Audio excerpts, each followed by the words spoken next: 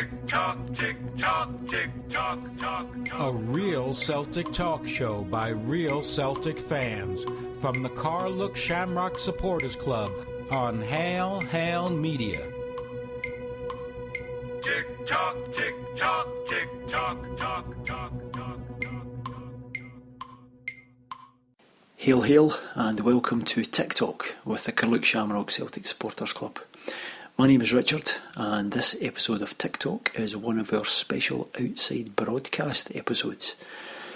Now, the event itself was recorded on Saturday, the 28th of March 2015.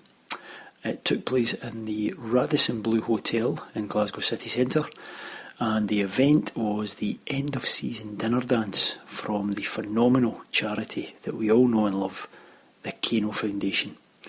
Now, we recently interviewed some of the boys and girls from the foundation. We had a wee sit down with them in the C.S.C in London Road, and it was a fascinating chat where they could tell us the full story, the background, the insides, the behind the scenes, the practicals, the logistics, everything they do, the magical moments with the kids and all that kind of thing. If you've not heard that before, I would definitely encourage you to do that. If you go back in the episodes on hailhailmedia.com, and if you look for TicTalk, the Kano Foundation, you'll be able to find that episode. But this is a special outside broadcast. We went to their end of season dinner dance, as I say, and we tried to grab as many people as we possibly could. It's now very late on Monday night, and we spent the last 2 days pulling together all the different interviews we managed to do. Give a heartfelt thanks to everyone who took the time to do that. Really appreciate it. And we grabbed different people you already know, that you've heard of through Hail Hail Media, with the Homeboys and Paul Larkin, people from the foundation itself, John Paul and Joe and Brian and Sarah, and just people that were there. How was it going on the night? How did they feel before it? How did they feel after it? Some fascinating things. And if I say to you just now, Kano Foundation is loved from Dumbarton to Detroit and from Glasgow to Gibraltar. That will make sense as you start to hear some of the people involved and some of the things that went on that night. We had a fantastic time.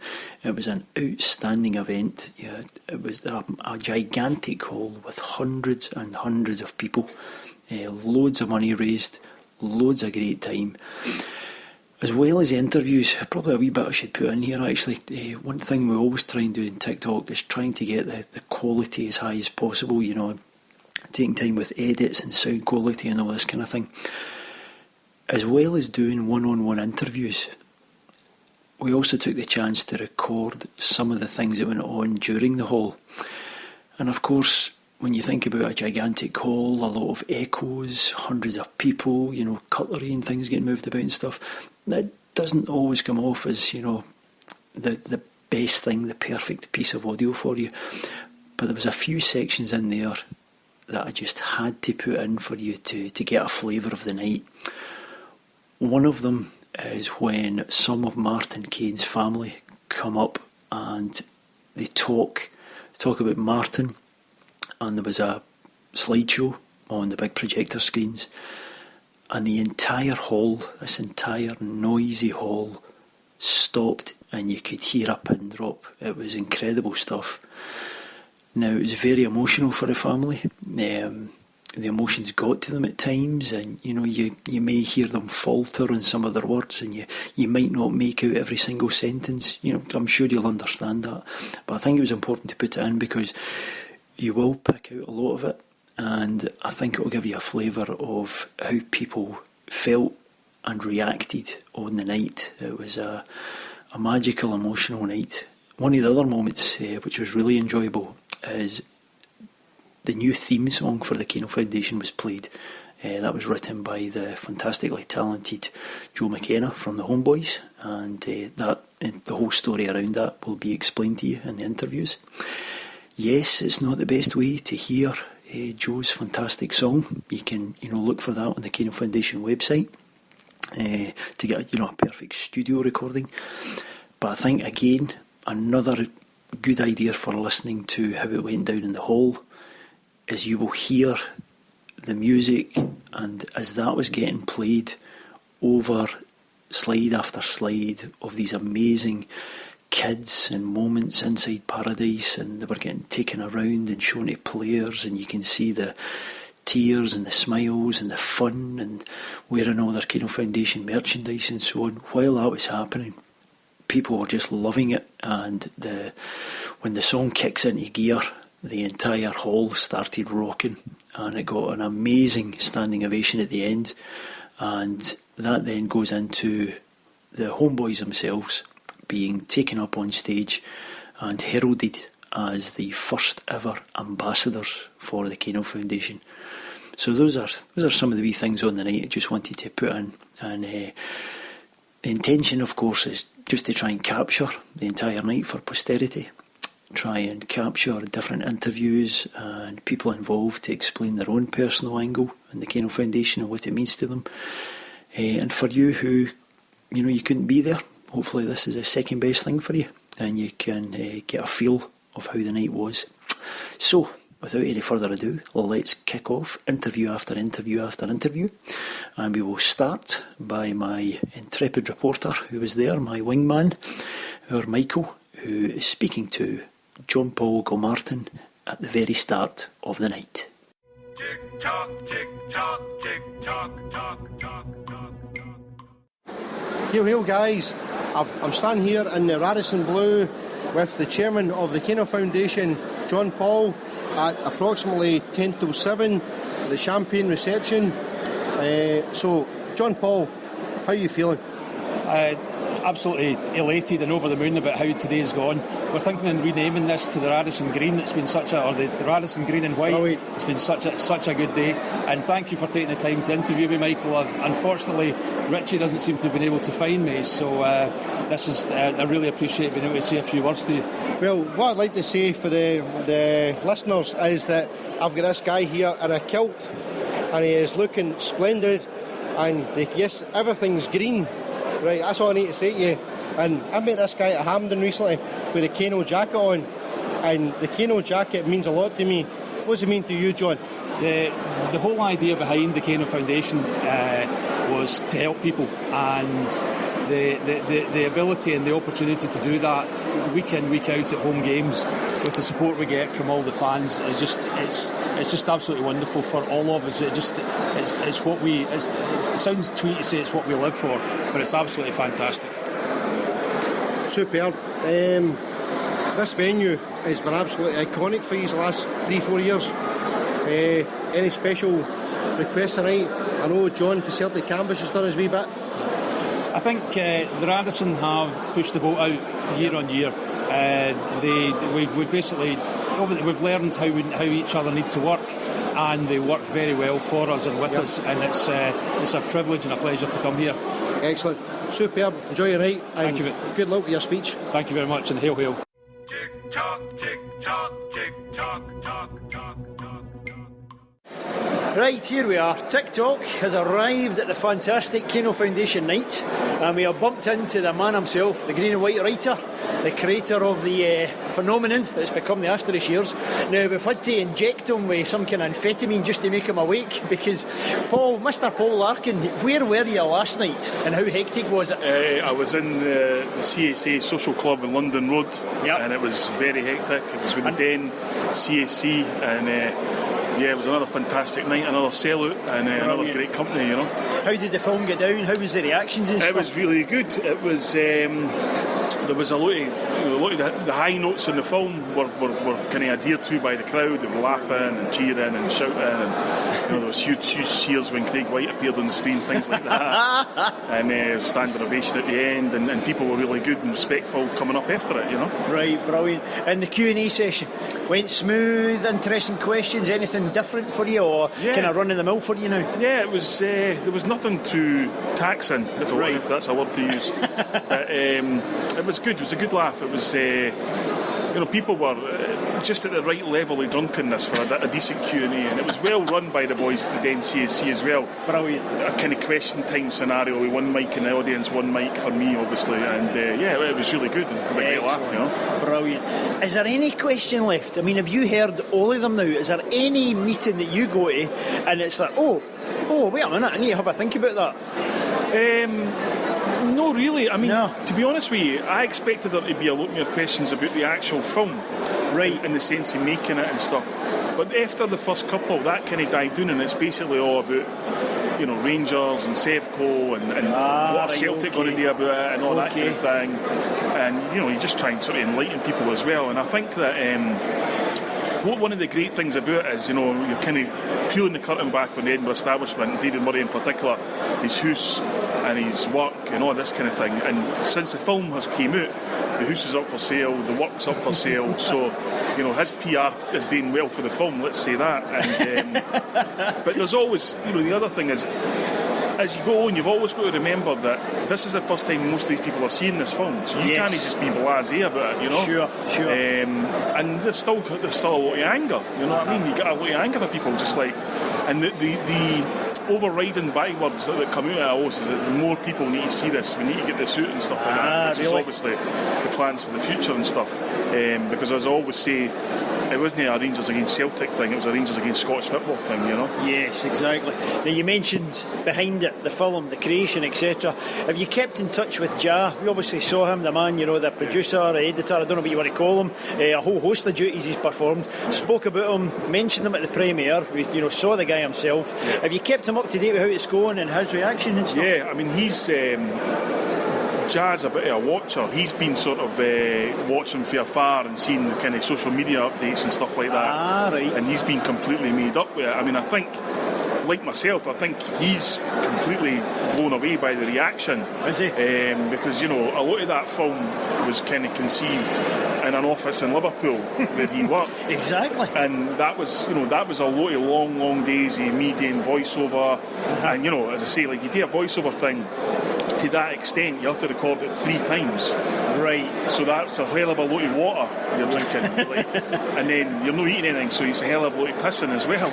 So it's kind of like this constant cycle of piss, drink, record, piss, drink, record. So, it sounds so Hollywood. I know, if they only knew. But and he's been absolutely fantastic. And the great thing about it is it's because of the success of this film, this has enabled us to greenlight the next project, which will be a book and a film as well.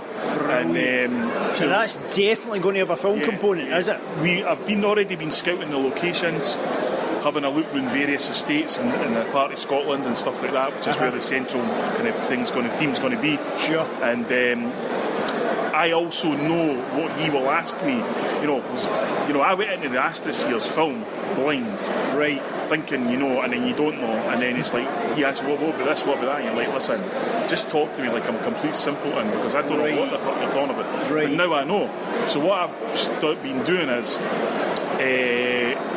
when I've been writing the book, I've been writing a script along beside it. Oh, first class, right? So I kind of already know how the film's going to start, what kind of thing we're going to do. Super. And I know how it's going to end. And the difference between this film is, obviously I'm heavily featured in the Ashes years because I did a voiceover and stuff to camera. There'll be less of me doing stuff to camera. I'll still do the voiceover.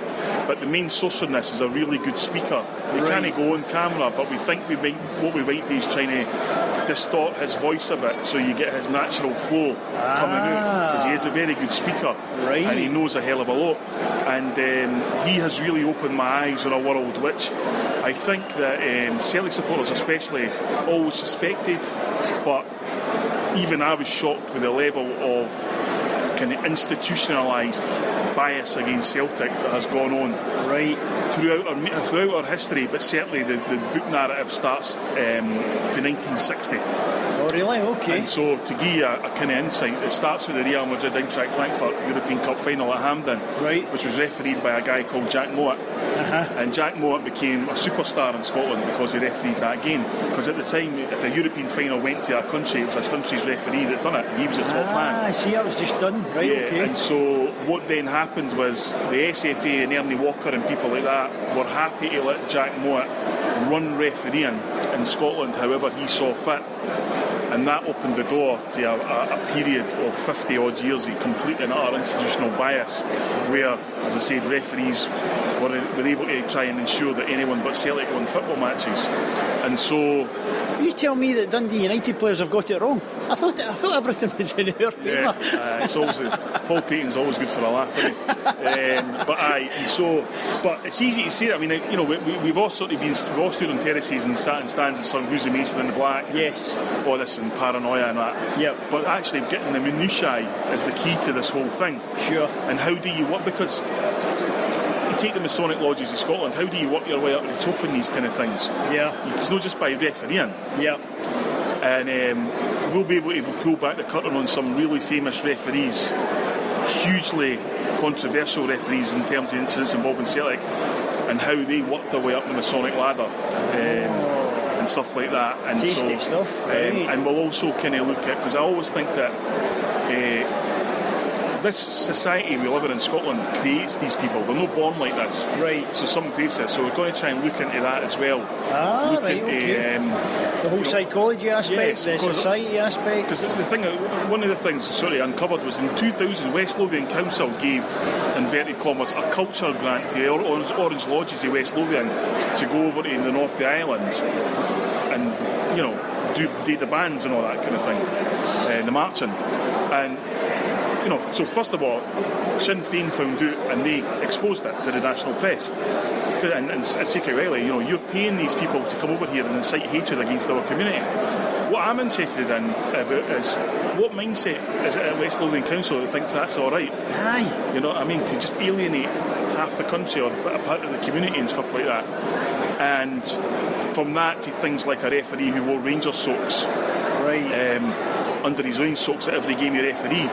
And when he was asked about it at Ibrox one day, funnily enough, he said, well, what happens if you got injured or something, you know? And then he said to me, he said to the guy, he said, who's going to care?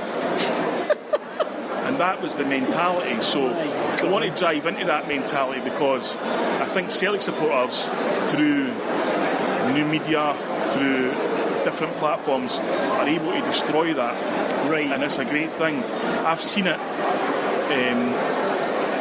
throughout the tours that I've done in Scotland. There was a recurring thing which actually did start in Carluke. I said that there was a similarity between all the people. Right. And it took me until I went to Airdrie in March to think about what it was. Right. And what it was defiance. The defiance of this kind of tour that I'm on with the film could never have happened in Scotland 25 years ago. Never. Oh, really? Now, not only is these kind of things happening, right, but the people there now are also dialed into what we're actually trying to do. And the bottom line is, we're not hiding. Yes. We're not taking this nonsense anymore. And that's... Some would say we're at the front of the bus. Well, exactly. And, some clever people. Yes. And that's really fantastic. And it's like, you know, I walked along here the night to this fantastic event, and there was a lot of Sevco fans coming back for Ibrox. Aye. And, you know, I just kind of looked at them and I thought the last time that I walked along there past the Argyle bar under the Central Station bridge there was when we lost 5-1 at Ibrox in November 2000. And I'll never forget a guy walked through the pub and he shouted, "Many more days like this." Well, there hasn't been many more days like that, and I think that's a testament to everybody connected with the Celtic Football Club, the fans, etc., you know. Absolutely, aye. It definitely has changed days. It's a funny feeling. We the same, came off the train, saw them, they're singing, and it's really strange how you think of them and look at them. It's bizarre. So, looking with the Aston shares, we've looked back the way, C.S.C. last night. Yeah. You've got two big major milestones coming up forward. Yeah. One of them's 1,000 miles away on the other side of the planet. And then after that, it's paradise itself. So what's next? Talk us through it. When are you flying out and when do you go down under? I fly out on Tuesday night. And I'll go to Dubai first. I'm only there for a whole 2 hours because initially I had the option of a 10-hour layover. Yep. I'm thinking Dubai airport, didn't think there'd be a rafty bars there. Just keep going. And then I arrive in Melbourne at 6 a.m. Thursday morning. Fantastic. So I'll kind of lose a day in transit. Sure. I don't know how that's going to work, to be honest. So then I go to Melbourne for the first screenings on the Saturday. Brilliant. Then I go up to the Gold Coast, to Brisbane. Right. Then to Sydney. and then to Perth. Brilliant. So I'm really looking forward to it. I've never been to Australia in my life. Can you believe it's happening? It's, you know something, Joe McKenna always says to me, you must be pinching yourself. And I was like, Joe, you didn't get the chance. I mean, I'll be honest with you, I haven't even really thought about the fact that I'm going to Australia. And if that was 2 years ago, I'd be like, up to 3 months before it, going, oh my God, I can't believe this. Aye. So is it just like a current you're getting carried away in now? You're just doing one after one after one? Because like last night, you know, you go into last night, and I didn't really know any of the guys there and stuff like that. People are so respectful, like, you know what I mean? Yeah. And the sort of rip curl that's carried me on that has been that we've been able to grow and build the charity aspect. Well, the film was never about the charity aspect. It was a nice sideline that we could do. Yes. That was what the film was about. When people said, get the DVDs out, I said, no, because if we get the DVDs out, then exclusivity goes. Sure. Exclusivity stayed with it. And last night, I'm pleased to say, we raised $2.5 for the Kano Foundation, which takes the amount we've raised so far to $9.5 which is just absolutely outstanding, like, you know. And I mean, that's the thing where I sit back and go, oh my God. Much more than any supposed adulation I get or the film gets, it's like, that is tremendous. Like, and that's something concrete as well. Yeah, exactly. You know? And the thing about it was, because how I worked it, Richard, was I knew people would do charity things about it, and some people got that, like yourselves, and other people didn't understand that at first. Right. So if they say to me, what should we support, I would say Kano. That was my nominated charity. Brilliant. And if they were wanting to support something else, then I would support that through that kind of thing. Excellent. When I was on tour in America, I took books there, and all the book sales that I sold at the events went to Kano, same as Australia, things like that. Okay. And because I think it's really important now that, in a serious kind of note, that we as Celtic supporters have to kind of foster the next generation. Right. That's really important because we need to leave. If our legacy is anything, is to leave this club in the good hands of our next people that come after us. Because people done that for us, gave us that gift. Yes. And I think that's exactly exemplified by what the Kano Foundation do. So is that why they're so special to us? Because this place is mobbed tonight. The people have been talking about it for a long, long time. There's an amazing atmosphere. Is that what it is? You're here. What, is that what it is? Is it just that? Oh God, I wish they'd said. They didn't have to go to this extent. I think what Kano does is it brings everybody together. Right. Sometimes the phrase Celtic family gets bastardised and ridiculed and all that kind of thing, but I can tell you now, I've been all over the place since last November, and I've seen it. I've met the people. I've seen the people who are the cogs and the wheels of that family, whether it's in Lanarkshire or New York or Northern California, wherever you want to go. Yep. I mean, I took the film to Northern California, and it was the most sumptuous place I've ever been in my life. Gets in there. Oh, you've been in my house. Well, Carluke apart, and I, as soon as I got there, I just thought, who in fuck's name is going to be interested in this film here? There was no expat community, there was no Irish community, nothing like that. And went to the bar on Friday night. It was Friday night pub crowd. I'm like, Christ almighty. I said to the guys, how you got to show the film here? I said, what do you mean? I said, there's a packed with Friday night people went for a drink. I said, no, they're all here for the film. I was like, oh, really? And that just blew me away. That would be my grandchildren moment. Because I was just like, this is the furthest I've ever been in my life. To Northern California, a place I'd never even gone. We're not talking about, LA or anything like that. It's like wine country, California. Right, okay. And here I am showing a film that I made in front of a packed house. And people are liking it, you know what I mean? And I'm like, it is. I'm sure you've experienced this yourself. It's the old working class thing where you expect somebody just to grab you and go, here you. What do you think you're doing? Get out. You know? You don't belong here. Exactly. Yes. But I must say, that does leave you, and it actually inspires you to go. A guy told me a great analogy in New York, which was that people from our background, working classes, so from the day we're born, there's a wall built around us. And our job is to climb over that wall. And plenty of people will help us do it, but there will be equally amount of people who will try to pull you back doing it. And I said, that's exactly what it is. That's exactly what the Essex years was about. Exactly what the Edinburgh establishment were about. And exactly why we have to fight like fuck against them, basically, you know? Brilliant. Well, you're certainly in the right company tonight, pulling you over the wall, that's for sure. Well, so Paradise itself then, that is looming ahead for you in May, 15th of May. Yeah. Can you believe the film's actually going to be shown there? No, to be honest, it's... well, I'll be honest with you, I went into the meeting and I went into Richard Swan mode, if I can say that. Because I tried to preempt every single thing they would say. Right. And explain it. And so I went in and the girl says... tell me how the night's going to run. So I said, I'll do this, Q&A. She goes, who have you got for the Q&A? I said, me. And she went, haha, who have you got? And I said, no, it's me. And the guy who runs the show, Stephen Falls, said, no, it's him. It's his film. Looked at her kind of with disdain. Yeah. And as I looked at him, he said, I've been reading a lot about this film on Twitter, I can't wait to see it. And I thought, well, that's that solved then, you know what I mean? We're in here, like, you know what I mean? And so we initially set it at 150 people. Yep. That's now 300 sold out. We could have went up to 500, but the extra 200 people wouldn't have had the same experience as the initial 300. Right. They would have been away from the stage, it would have been a smaller screen, etc. And I thought, that's not fair. No. You know, just cap it at 300. Do you know what I mean? I'd rather do another night than do. You know, because you can't go there and give it the big one a bit lacky opportunity and have people sitting at the back of the bus. You know what I mean? Back of the bus, exactly. So no, I'm really looking forward to that. And there will be, people ask me all the time, there will be representation for Celtic there. They're obviously not wanting that publicised too much, but the right people should be there to see it, and hopefully it might influence their thinking a wee bit, you know. Certainly hope so, that's for sure. So, I'm going to let you back to this fabulous champagne reception. You're looking forward to tonight? I am. You're ready for this? It's a wee bit of a night off for me, which I've not had many off, to be honest. Exactly. And I can't really wait, because this is something the Kano Foundation, as I said, epitomises what Celtic are all about. Yeah. And if I can avoid all the people that hate me, I'll be doing well, you know what I mean? You're in the right company.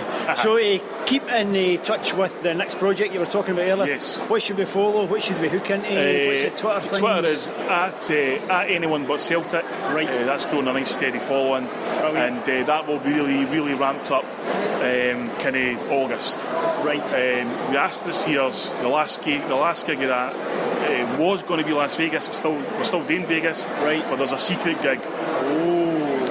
Which I can't really say what it is, but the first time people will know, it'll be in the last week in June, and it'll be when I put the photos on social media where it is, and hopefully it'll be a lovely bookend to the film. So anybody who's watched the film, have a look at that and think, where could the last screening be? That's where it'll be. Fantastic. Can't believe David Murray's letting you in his house. That is absolutely brilliant. Well, I've actually bought his house for the profits of the film. How the circle has turned fully. So fantastic.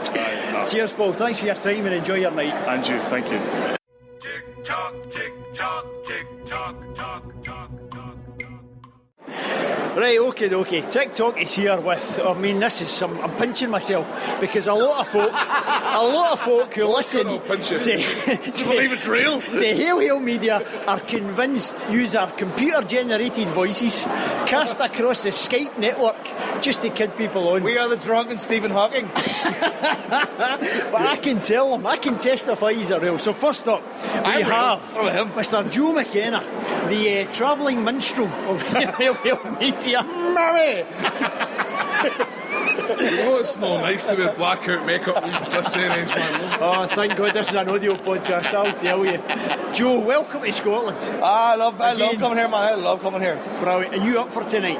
You looking forward to this? Always up for fucking Kano fucking get together. Always, man. Brilliant. Always. Something special about them, isn't there? My wife is raging she can't come. But then again, that's my fault because she's heavily pregnant, so I say.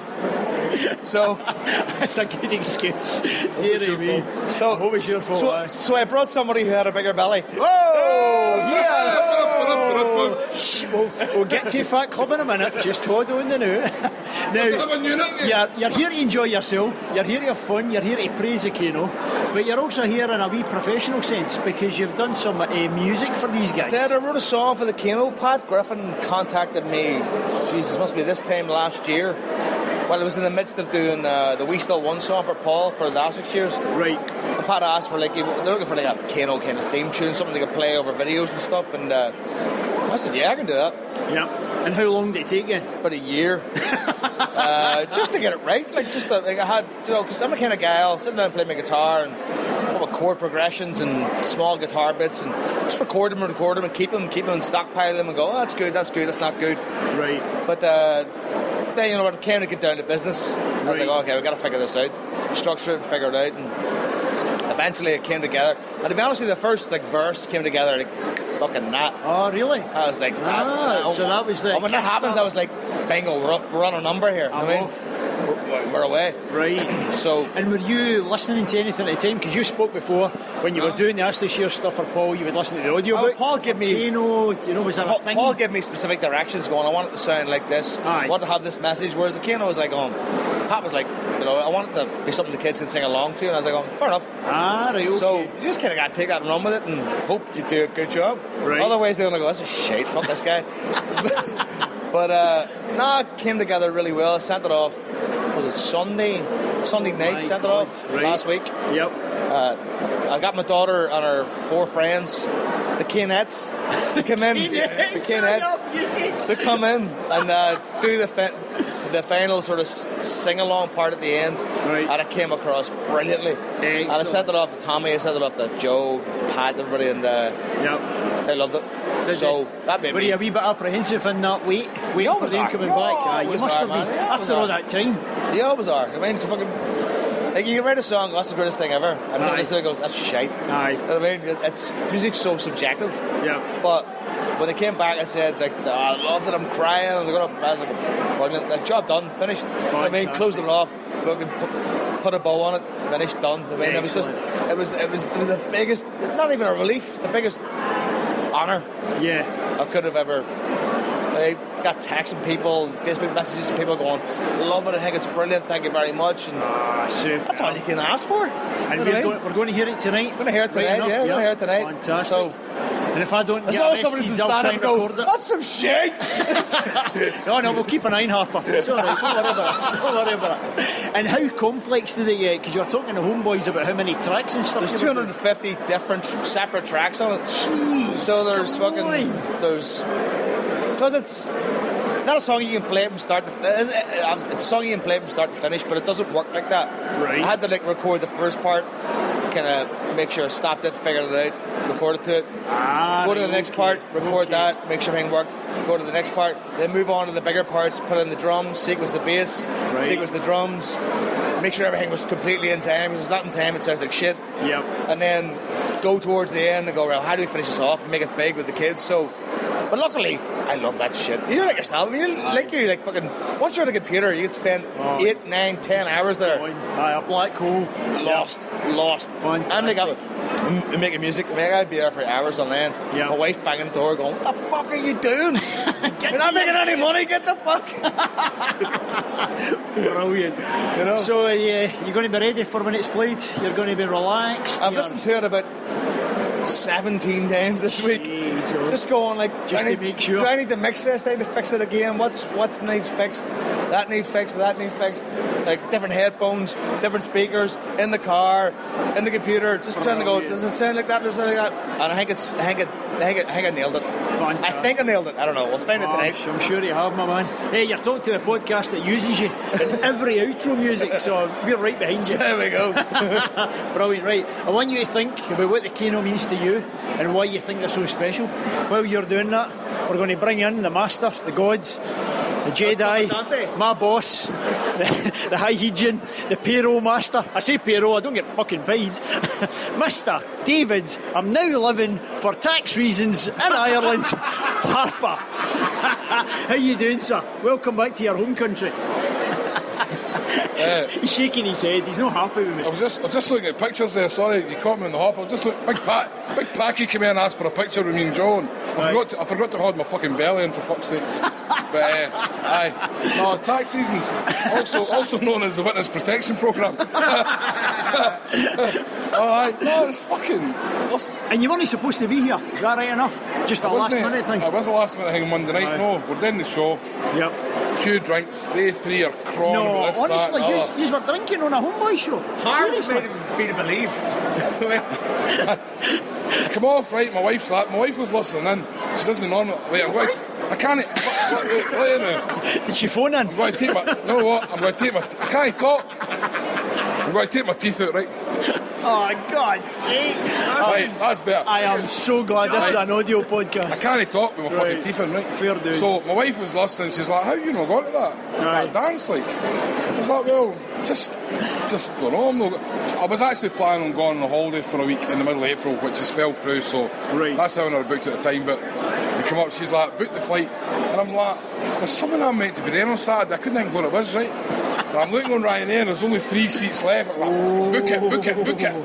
Got the next day. I was supposed to be sitting my theory test today for my bike, like. Oh, you weren't up? So I had to phone them up and tell them about another grandparent that died, like, no, I had to travel so grandparent is gone. It's gone under. A world record for dead grandparents. He's been adopted more times than fucking. Honest to God, what a man. But you're here, it's good reasons. Yeah, eventually, you're looking forward to it. Going to enjoy yourself. Aye. Although I'm not looking forward to spooning with Joe tonight, man. With a wee tour trial earlier on. Should I stop recording now? Is this you? Farting like a man with the arms, he goes, I swear to God. Me. Don't know how his wife puts up with it. Now, I'm looking at champagne glasses, I'm looking at pint glasses, I'm thinking about dinners and stuff, and then my obvious concern is #Fat Club. The homeboys are famous for Fat Club. Is this going to be an impact? I don't think it's going to be an impact because myself and Joe we're discussing it earlier. We've got our runners and we're going to jog to the airport in the morning to burn off anything. Via Carlisle. We're actually flying back to our flight's at 20 tomorrow morning. Oh, that's not going to happen. We have to be in the airport for about 7:30 and the clocks go forward tonight, so it's going to be a slower one, like, no. So we jog to the airport and we'll be grand, like, no? Right, and you're going to recover well. Right, okay. It's not far for you. We'll tune in, we'll check your stats, we'll see how it happens.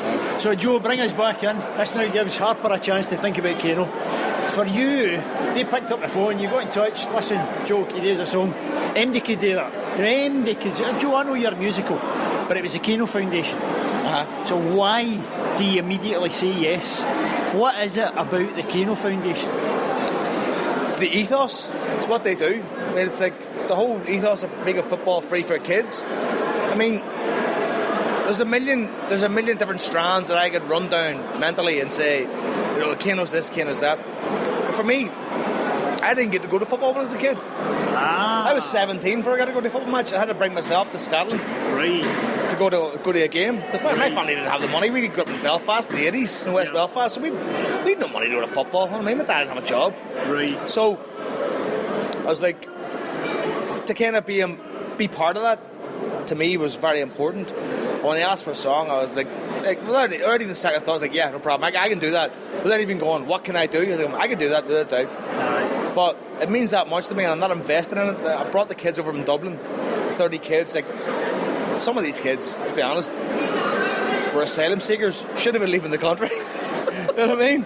So let's not put that out for the Irish government to figure out. You know what I mean? Because I mean, some of these kids were from Nigeria or from Thailand or from Philippines. And you saw their reactions. You saw what they had. I saw nobody wearing a Celtic top getting on the bus, going all the way to Glasgow, getting fucking travel sick, getting boat sick, watching guys scrubbing vomit off floors and on the Stanley lane. It's just like a stag night with you. And then, but to get to Celtic Park, I'm going to film it all to stand there and go, this is like the one thing they always said is the Dublin thing, this is bleeding deadly. Right, okay. And that's the thing, this is bleeding deadly. And once they seen that's like when they seen Celtic Park and the rain was pushing down and I was leading them up the Celtic way and I was like going, I don't feel necessarily proud or like esteemed. I feel really, really happy that these guys get to see this, because this is what it's about. It's about seeing Celtic Park. That's what it's about. It's about getting to see Celtic Park. Because how often these guys live in the shadow of the Aviva? Yeah. And they've never been inside. Sure. But they go all the way to Scotland and they go inside Celtic Park and they meet the players and they see the game and they get food and they get scarves and they get flags and they get treated. And it's a cosm of Celtic society and Celtic ethos that even now doesn't get enough truck with people, society, like or media or anybody, because it's so important to me Because I love the fact that kids get to go and see football for free. It melts my heart, because I never got that. Never got that ever. I mean, I was 17 before I got to see football. I had to pay for myself. But see the fact that the Kano Foundation are bringing kids going, listen, come with us. Nothing else going on Saturday? Come with us. We'll show you the football. See that stuff you see on sports scene real quick on a Saturday night, really badly. We'll show it to you. Not only that, but we'll show you a good time. And we'll feed you, and we'll give you a scarf, and you won't forget us. And that's the most important thing. I think the Kano Foundation, if you're affected by it and you're involved with it, you don't forget it. It doesn't leave you. It doesn't leave you. You're infected. It doesn't leave you. Brilliant. You know? So what's the Dublin phrase? Remind us again. It's bleeding deadly. Bleeding deadly. Fantastic. I'll do my best, Dublin. Bleeding deadly, man. Bleeding deadly, man. Not a me, man. Bleeding deadly. From Dublin to Mr. Drogheda, 2015. That's the worst Dublin accent I've ever heard in my fucking life. So these Kano boys, the boys that are doing it for us, the unpaid, putting their time in. This is a night for them, isn't it, Harper, to say thanks and well done and a pat in the back for them. Definitely. Can we say enough for them? Well, we can't say enough for them, but I think, just to bring it a wee bit further than that, though, that for the homeboys and Hail Media in general, I think we like to support all the fans, charities, even going back to the Ty Tims and that's right, Celtic Graves, Kano Foundation, and some stuff that we've been probably, our podcast a bit more personal with medical aid in Palestine and stuff like that, Yes. But the thing about the Kano Foundation, I think it grabs everybody, is because it's for kids, right, what I mean? It's the kid aspect. And see the whole thing about kids going to their first game. And we can all remember our first game, that excitement about when you were a kid and you're going to see Celtic for the first time. And you sort of, I mean, I know Joe experienced it with the kids for Dublin, but you can sort of feel it, the understanding that's gone into that what it gives to these kids, and you are breeding fans of the future, and it's just a wonderful story that sort of exemplifies the Celtic support and the charitable spirit within the support, And as you say, the guys who do this, they do not do it for any gratitude or any thanks, and they're going to get a lot of gratitude and a lot of thanks tonight, but the stuff they're doing puts a lot of, I wouldn't say people to shame, but a lot of other clubs could probably take up and take notice of this. And I would love to see other clubs copycat this. No a case of, you're only copying them. Copy them. Because this is something I'd love to see right through world football. Not just Scottish, but world football. It's a fantastic thing. And we're going to celebrate tonight, and we're going to raise a good few quid, and we'll raise a good few glasses too, no doubt. That's exactly why I grabbed you two guys just now. So let's go into the room and enjoy yourselves. Cheers, boys. Cheers, Russell. Tick-tock, tick-tock, tick-tock, tock, tock, tock, tock. Hi, I'm Blue, Kano Space. Well, the first time on Valentine's Day in 1992, Martin and Matt Callan, which was his wife, eloped. They did tell everyone. They eloped to a small country town in the south coast of Denmark, which is in Holland. The next month they moved into their dream home. Well, if it helps if you wear rose-coloured glasses. Then my cousins Sean and Alana, they came along and showed us around the traps. That was outside my front door, getting ready to go to a game at Carluke. And then that was with our family. It's my granddad, Uncle Martin Callan, my granny. My granny passed away 2 weeks after that photo, but then that's whenever they all came back to Scotland from Australia for the funeral. We all love it when family come over. Martin lost my grandson, Matthew, in March.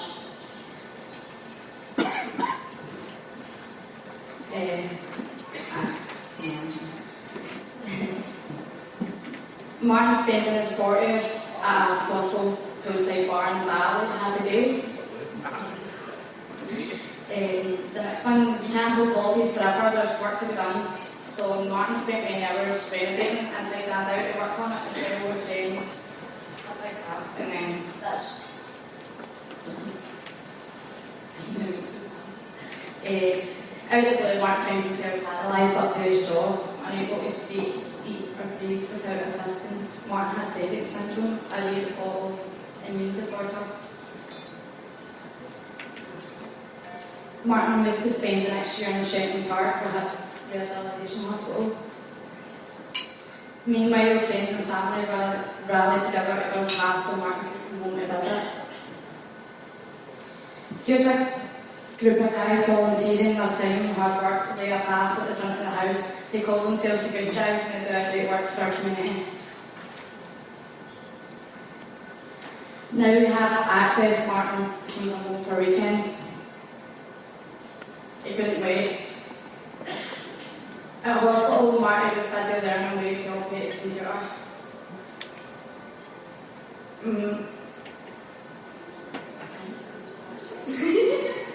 My brother started on the huge project of modifying the house in order for Martin to get home permanently. There's a few jobs to be done, and a lot of those jobs were done cheaply. Thanks, guys. Friends and family worked hard at fundraising.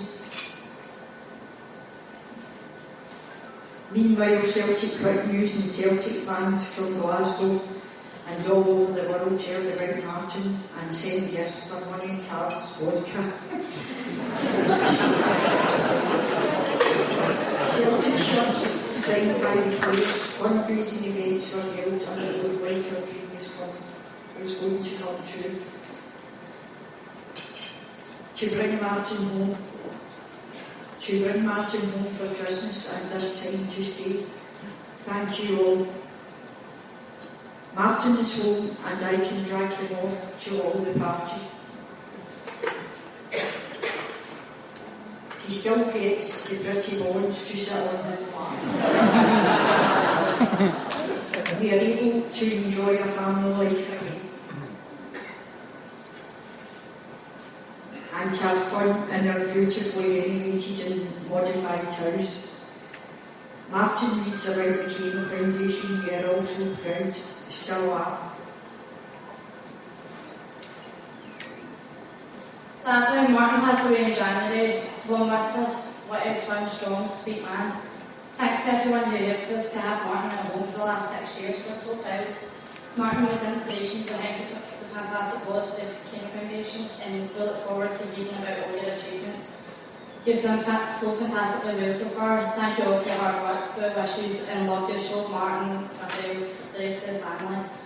And we tell everyone here what you've done. Use it as inspiration also. Thank you.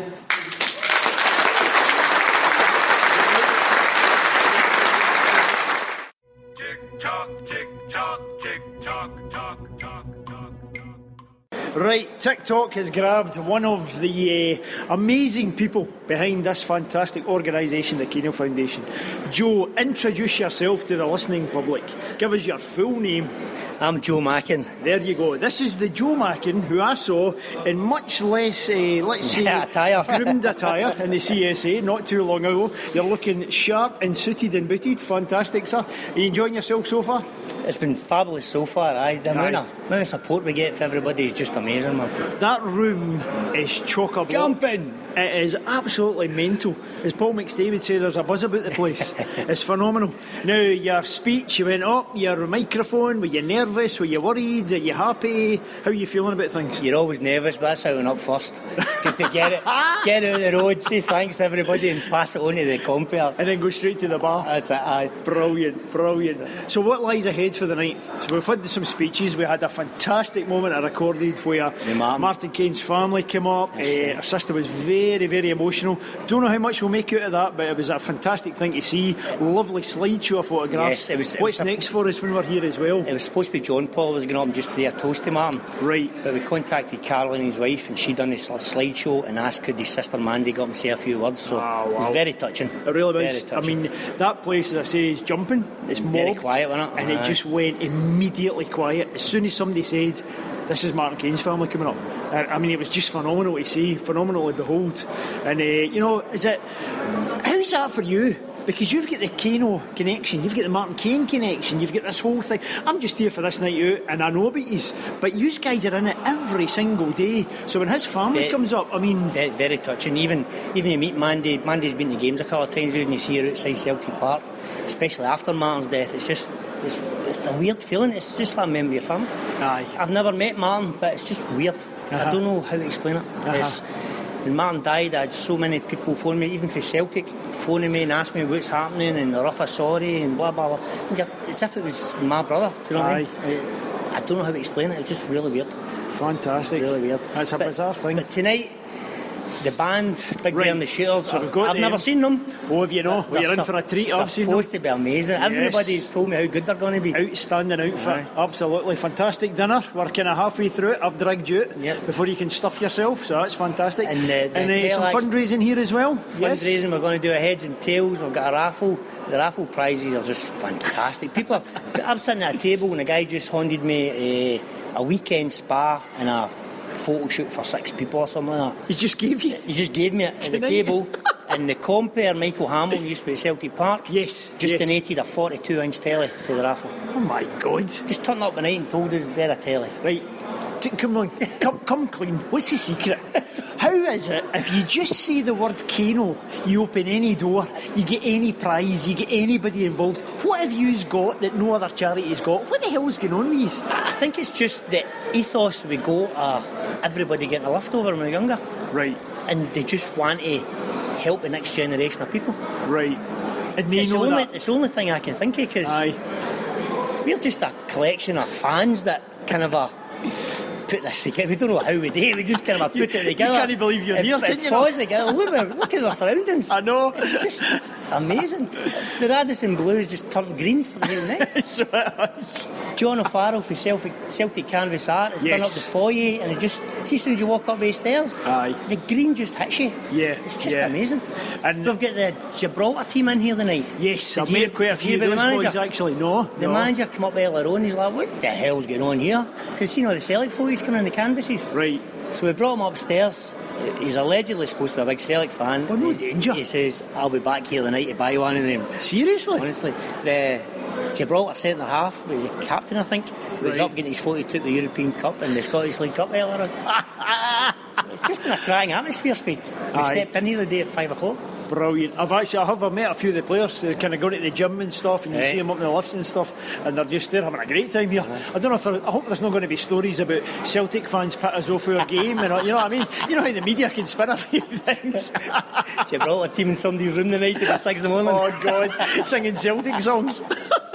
Right, so what's the deal with tonight? Is it looking back in this season and saying, oh, thank God that's over? Is it patting ourselves in the back? Is it looking forwards? It's for everybody that supports us to have a good night. Right. That's our main aim. This is our main fundraiser. Is it? We don't go overboard on the tickets. It's about 40 quid a ticket tonight. Yep. That's places less normally about 100 quid. Aye, of course. We try and keep it as low as we can. Pay our dinners, pay our costs, and we're happy with that. Right. We'll do our heads and tails, we'll do our raffle. We just want everybody that helps us to have a good night. Because most people in that hall have supported, as I said in my speech tonight, for the last 5 years. Most people in that hall have been here with us from the start. Sure. They give us £1 a month, £2 a month, £3 a month. We don't rip the crush. Yep. We get these kids to the football. Yep. Costs X amount of thousands. See if we get that, we're happy. Yep. The Waynes are going to football next year. We try and budget just a year ahead. No, it's 2 years ahead, you know what I mean? We try and just budget that a wee bit further. But we try and keep the cost down as minimum as we can, so everybody can enjoy it. It's a Kano thank you kind of thing, is it? Yeah. Right, got you, okay. And we've got games still to go to the end of the season. Yep. Everything lined up, or do you still do things week by week? How do you kind of frantic is it? Full You're done to the end of the the season. Right. The split is a wee bit harder. Because of course, we've no booked to split in because we don't know when it is. But we've got groups wanting. See if they split, they're talking about it's going to be a Saturday. Right. So we'll be full right to the end of the season for Saturdays. Brilliant. So, if they fling an odd Wednesday one in, it'll be a struggle. But that's the one that because you have a problem. Right, okay, with TV changes and this kind of thing. Come the close season, do you get any kind of break at all? Are you able to kind of relax for a bit? Are you still having to plan so much stuff? We do take maybe a 4-week break. We'll go over summer holidays, whatever. Brilliant. I'm going to Vegas, so when I'm in Vegas, I'll still be going for the cause. It's a Vegas story again. You're going to be hanging your banner up again. I'll be hanging and the recruiting banner. more people. The Vegas, their big do, they put a $5 in an envelope, $5 in an envelope. So the last twice I've come back to Vegas for about $3,000. I think the last time was actually $5,000. Oh, for God's sake. The people that come for Australia, they were selling badges and they gave us the money for the badges. People sell polo tops, they give us the money for the... It's phenomenal, honestly. It's amazing. I'm standing in a bar in Vegas, and I think it was 2 years ago or twice ago in Vegas. A guy just walked up to me and put money in my shirt pocket. Just walked away. I didn't even know who he was. I'm like, you're for the Kano. Oh, what are you doing? He's like, that's for our badges. Jeez. I'm like, what badges? I'm going to sell badges for you. I've been told you're the man to get to. I'm like, okay, thanks very much. It's amazing. Aye. Honestly. That's got to give you a buzz. That's got to be your motivation, I suppose, as well. Because you've told me stories about seeing the kids, seeing the kids' faces, seeing the reactions. But then you've got the other side of it, it's just constant support. Guys want to help you all the time. Guys walk up to us before the game, see last Saturday. A guy walked up to us during the game at half time, handed us a cheque for £1,000. Michael Davitt, C.S.C. for Ayr, I think it is. Whoa! £1,000 cheque. Just out the blue. There you go. You were nominated charity this year, bang. And they're standing there like, oh my amazing. God. Honestly, God. You've created a monster. This is ridiculous. And see with Mr. Larkin's Astic years. Now, there's a thing, I was talking to him earlier, and he was telling me, last night, CSC... They're talking. And then... 3,000. Aye. And I'm trying to remember the number off the top of my head. Total maybe currently standing in the nine something grand. I mean, that's ridiculous. It's total, and he's not even at Australia yet. It's frightening. I know Paul was over in California, I think, and he donated 15% of the bar takings or something like that. Who do you want to go in? He just said Kano Foundation. He was mentioning that if they've not got an idea, his immediate thought is Kano. That's it. He says us. Aye. Which is fantastic to see. And I didn't even know Paul to maybe... I spoke to him on the Homeboys. Yes. But I didn't know Paul to a couple of months ago. And he's just nominating us for the work we do. It's crazy, and that happens all the time. We get money for... We get money for all the world. There's a team in Australia, like an amateur football team. Right. They sell their jackets, their strips, whatever.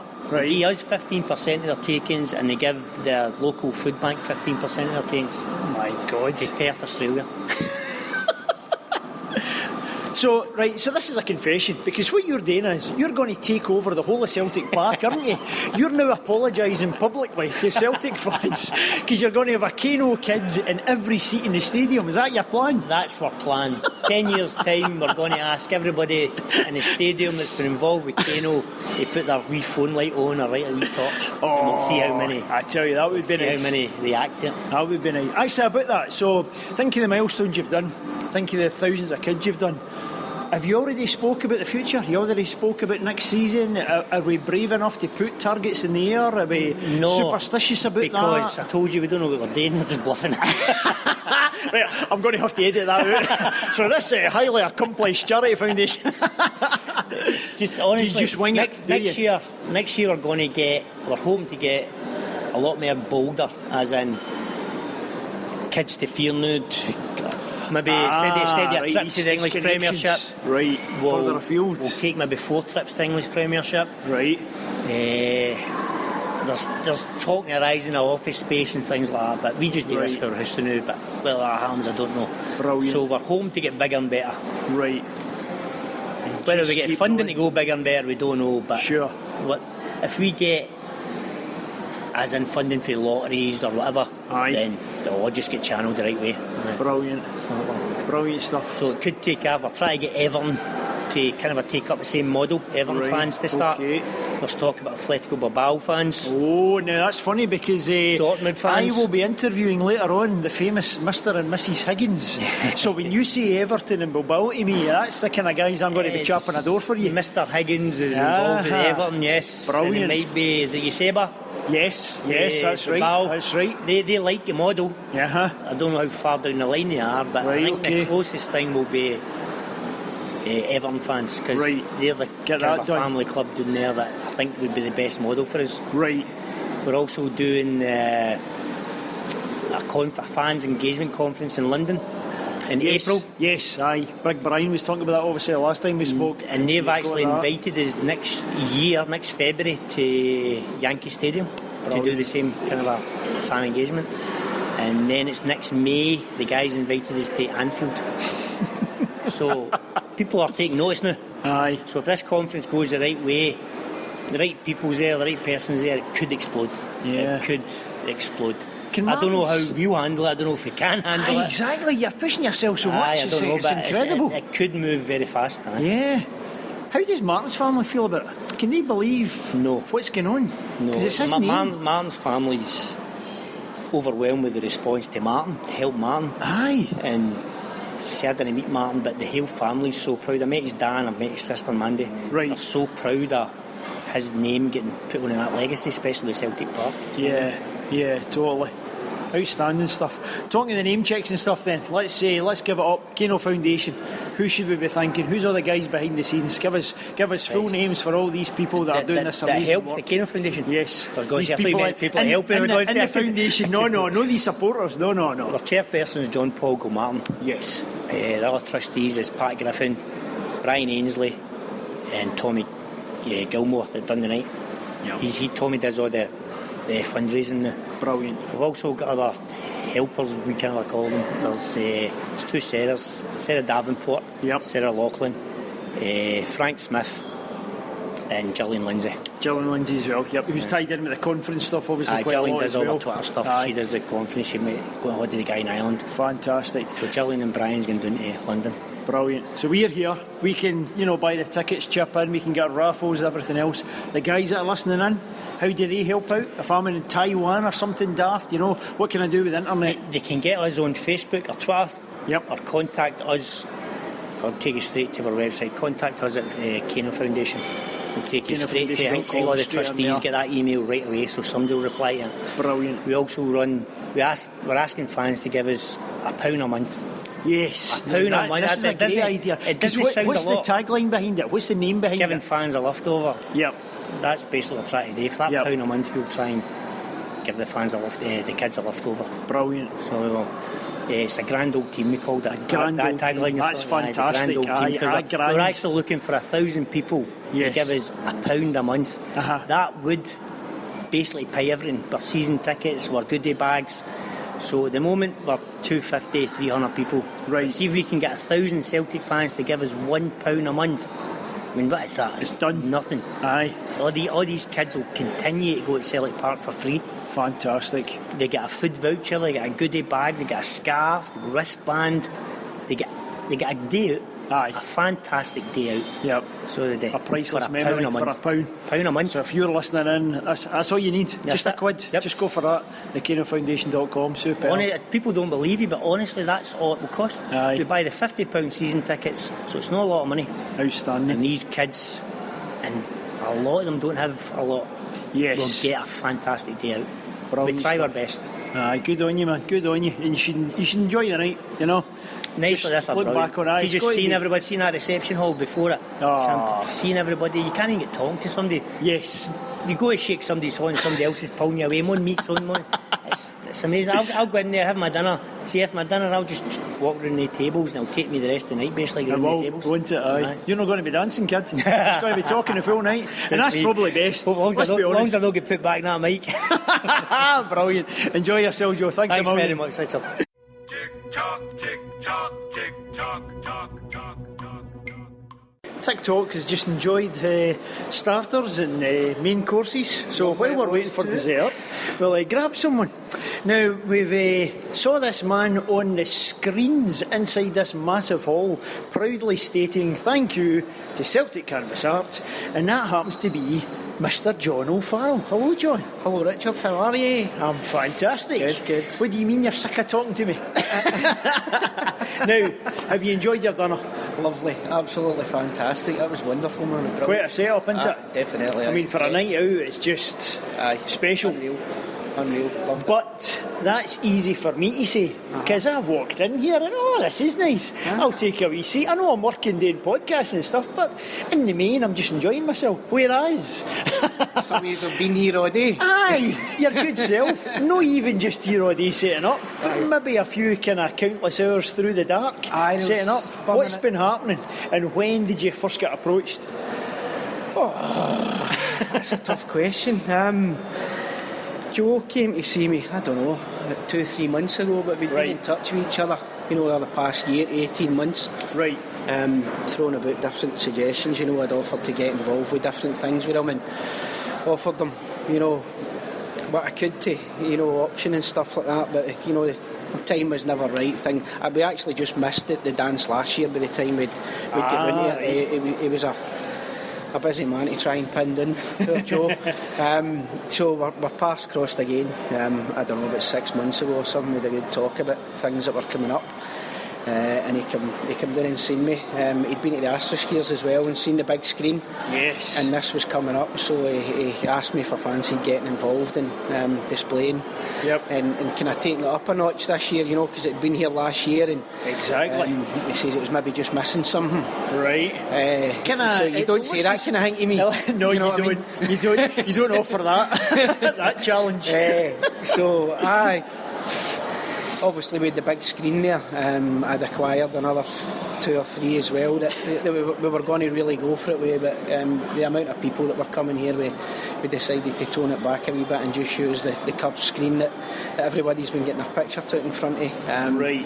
And I had another few wee ideas for entrances into the halls and stuff like that. Aye, the whole kind of setup. It's a nice flow to it. When you come into the hotel. You come into a place like this. Aye. It's this must hold so many corporate events every week. Exactly. Every day of the week. So, and Kano have really took it up a notch this year as well with what they've laid on. So I put my thinking cap on and decided to come up with a few things, went away and get big pop-up banners that pulled in a few favours, shall we say. Yes. Brilliant. Because the more money saved, the more money that goes to the kids, getting the kids to the fit on that as well. So away I went, put the thinking cap on, wee bit back and forward, we're getting graphics and stuff off them. Sarah's been a great help with that. Sarah Davenport. Right, okie dokes. There's been a lot of emails flying back and forward. Yes. Brilliant. I'll need to see her later for giving me a red neck, putting that up on the big screen. She was to tell me she was doing that. Brilliant. Wait, I get her. So we kind of bounced a few ideas back and forth, and as I say, with a big screen I wanted to do something a wee bit different with the Kano crest and stuff like that, and we changed it a wee bit for the main feature, and then I've been down here twice in the last 2 to 3 weeks meeting with the guys on site here, just to try and discuss a few things, and I come down with the screens and stuff, showed them. I don't do, as you know, in behalf. So all the equipment came with me twice. Oh, yeah, dancer. With these things like this, before we decided in final graphics, and we decided to go and we wanted to bring the kids into the graphics as well and onto the screens. Yes. So that's the idea behind taking the centre out of all the wee crests and putting the pictures of the kids in it and stuff like that. So brilliant. There was a few nights of burning the midnight oil in the last 2 weeks, You? No, seriously? just to get it right, But can I see the family once a month? Aye, you're okay there? They still talk to you? They still know you're cool dad and all this kind of stuff? Aye. There's my husband. You just hear me snoring. I just hear them snoring, then I'm up and away. And the foundation themselves, Kano, are happy, pleased with the results and stuff? Well, as far as the ones that I've spoke to so far are really delighted with, So, we spoke to Joe earlier, actually, he was singing your praises. Just wanted to do something special, a wee bit, and the big screen's excellent, and the wee pop-ups are good, and the wee stands and stuff like that. I've done another wee thing, tried to make that bollard look like a Kano pint of Guinness. Yes, brilliant. Thinking. Is that going to be on Twitter? Can we see that?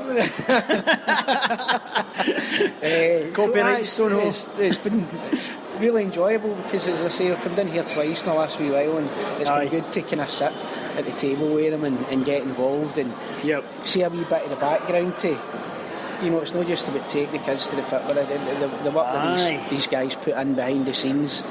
It's good to kind of get a wee insight in that in the last couple of weeks, you know. So I really honoured that they asked me to get involved, you know. Glad it's over, but aye. Oh God, aye. We've had a few kind of different wee things going wrong during the week with printing and images not working right and materials not going right and jumping in the van and driving here, there and everywhere to get stuff, but we got there in the end, you know. Super. Apparently that's the Kano way, Sarah told me, so there you go then. See, you've adopted their policies. Yes, that's quite good. I'm in good company. Well, talking of good company, unfortunately you're at the shambolic table, aren't you? Yes. These Carluke nut jobs. Aye. But you're okay so far. You know, So there's a couple far. of exit angles. You can go to Jason Higgins' table. There's a few empty seats at other places. You should be all right. Aye, I might gravitate. Cheeky bastard. So what's next for you then? Just to keep going with the Celtic canvas art and keep growing it, and it's kind of found a level now with, you know, with the site all been built up and stuff like that, and a lot So of that's thanks to you. CelticCanvasArt.com. Yeah. And if they're looking for posters or these screens or a wall murals, all that kind of stuff, folks can order that, they can get in touch with you, that kind of stuff. Quite easy to do, quite easy to measure and things. If I want a big, you know, Billy McNeil thing for my back lounge and stuff, just go into the site, get the details, Definitely. get in touch, nice and easy. It's now kind of found its level. Brilliant. You know, and I'm looking to move into different other things, you know, and try and get a wee bit serious about it. So excellent. It'll not just be about Celtic. Right, you know, so we can spin off into other stuff. So the folk that have got Celtic their lives, but they've also got family, they can start to see you for other wee things and holidays and kids and all this kind of stuff. All that sort of stuff. Nice So, one, always something bubbling away. And Mr. Larkin, we spoke to him earlier. He's coming to Paradise. Yes. You're involved there as well. I can't say contractual obligations. I don't know what I can say. In this, have I? Seeing as how you're interviewing me. Pretty much. So that's a biggie. That's a real biggie. And you know, more power to him. I was kind of speaking to him last night for a wee while at the Den Social night as well for the Associates, and we chatted a wee bit about it, and that is a biggie. That's the size of it. I think it's the Kerrydale suit, isn't it? Yes. And we'll need to come up with something a wee bit special for that as well. So how long have I got? You know you can only have so many specials. Do you realise that? They run out eventually. You've got to keep setting the bar higher and higher, Richard, Good you know what I man, mean? that's the Celtic way. Yeah, definitely. So what about the Kano? What about the boys? What can you say about them? What can you say about the whole idea of it? Why is a guy like you, with your business and your work and your hassles and carry on, why would you say yes to somebody like that? How long have you got, you know? You just, as I say, going way back to getting in touch with Joe, but you know, I was, you know, going to donate season tickets for the kids and all that, finding out how to go about it, because I go there every week and I look, you know, across to them, and it's Kano's just got that thing about it. It draws you in, doesn't it? You know, when you see the kids there every week, and we were all that age. You know, I was fortunate enough when I was younger to get to the football. No, everybody's like that. That you know that what they're passing on to these kids is. I think it's just wonderful what they do, you know, it's fantastic. And as I say, spending a wee bit of time with them and seeing the real work that goes in, you know, getting a wee closer look at it, it's fabulous what they do, you know, because we've just got to keep this Celtic thing going, you know what I mean? And they epitomise it. There's something about Celtic. That's a saying about. There's just something about Celtic, and I think Kano just sums it up. Right. You know. The perfect kind of example of it all, really. Yeah, but they do. I mean, 3,000 kids. It's crazy. It's just crazy. That's 3,000 potential future Celtic fans, you know what I mean? And, what other club does it? Yeah. You know, it's fantastic. It blows me away what they do, you know, and the legacy that will leave, you know, through generations. I really hope it grows and grows and grows and grows, you know, because they deserve everything they get for all the work they put in, you know. And Celtic fans everywhere should be very proud of what they do, you know. It's brilliant what they do, and it really, really is. Superb, but right. Nice thoughts, I can echo them. Yeah. Let's get back to your ice cream. Brilliant. At a shambolic table. Oh no. Oh no. You have to. Tick tock, tick tock, tick tock, tock, tock, tock. Now, TicTalk has came out after a fantastic meal to capture a Hail Media exclusive, Mr. and Mrs. Jason Higgins. Outstanding. Jason, you enjoying yourself tonight, sir? Fantastic, mate. Loving it. Absolutely amazing. You know, it's a few years since I've been involved with the Kano Foundation. Yes. Just see what small acorns can, what they can grow to. Yep. And it gives me a bit of inside pleasure, you know. But it's all about kids going to watch Celtic, and you can't get any happier than that. I love it, so mate. simple. I love it. Aye, brilliant. Love now, it. the supermodel wife of one of the stars of the Homeboys, Mrs. Linda Higgins, how are we? Are you Fine. enjoying your evening? Yeah, in these plush surroundings? Yeah, obviously stuff that you're used to this lifestyle, aren't you? No, not at all. Not at all. Now, how on earth do you survive the phenomenon that's known as the Homeboys with this poor guy with keyboard connections and Skype connections, and I'm picturing a house with families and chaos, which I'm more than used to. How do you deal with that? I close the doors. To be honest, big security door. My kids have got things on a Monday night, so I close the doors and they're out for most of the night, so I kind of just switch off to it. Brilliant. What would I guess about the 9:30? When the kids are back in, then you start. And if this man switches a night as well, which he's done. I have to say, when are you finished? This is annoying. We do hear the whispers, I've got to be honest. Yeah, you think you're whispering? It's the banging it's about. quite loud, aye. It comes across. I'm used to that wife making sure she knows what I'm talking about. Can't be annoyed with it, to be honest. Brilliant. But you're here tonight. Yeah. What do you know about the Kano Foundation? How do you feel about them when this man talks about them all the flaming time as kids and giving them a lifestyle and that kind of happiness and football? Something you're, as a mother, obviously quite happy to be here and quite happy to support. It's just an amazing foundation for kids, for underprivileged kids going to being able to go to the football and for the Kano Foundation to take them to the football, and magical memories. Yeah, it's amazing. Yeah. I think it's amazing. And you nearly died. The whitewater rafting we done for the Kano Foundation. Yeah, we did do the whitewater rafting last year on my birthday. Okay. And are you okay to talk about it? Have you discussed it with your therapist? Are you okay to... We're getting looks. But it was really scary at Would the you time. do it again? No, absolutely not. Absolutely no way. That tells a story, Jason. That tells a story. But she done it. Terrific. You raised the money. Yep. Done the business. She did. Aye. These guys that do all this for these fans, these kids. I'm doing a parachute jump this year for the Kano Foundation. Oh my God. Yep. Insurance has been signed, family's covered, aye. Not actually She put me up for it. She put you up for it. Oh, I would definitely check that insurance for me. When's that going to take place? July. The start of July this year. Right. About 30 of us going. Oh my God. I've recruited about 10 mad bastards for Wishaw. That's the very place to find them. Aye, exactly. Anything I can do for these boys, I'll do it. Outstanding. It's a thing, you know yourself, listening to the show. Aye. We've took it to our heart in the last 3 years, and it's just us, and it's like, I'll be honest with you, it's the best thing about Glasgow Celtic is the Kano Foundation. Oh, now there's a high compliment. No. It kind of ticks a lot of boxes, doesn't it? It's the football, it's the Celtic, it's the kids, it's the charity. Because we love the team. We all go to watch it because of the team. Aye. We all go to watch it because of the team. That's what drives us on. Sure. But it's a movement, and the Green Brigade, they're a bit of the movement. They're amazing, Yep. And then we've got our social media and stuff like that, and guys like us do podcasts and shit like that. Yep. But the big thing for me is just that it's the fans, and the best thing for me about Celtic is the Kano Foundation. It's the best thing. I don't care about Celtic winning. I love Celtic winning trophies. I'm not sure I don't care about that. That's the highlight of every Celtic supporter in the world. Sure. We see them win trophies, but see for me, for the Kano Foundation bringing the next generation of Celtic fans in there, paid for by the fans. Exactly. That's right. It's not a club thing. It's not a lottery thing. It's the fans. That's what makes it. That makes it. You know yourself, Richard. I've got a big affinity with Everton. Right, I've got a lot of friends in Liverpool.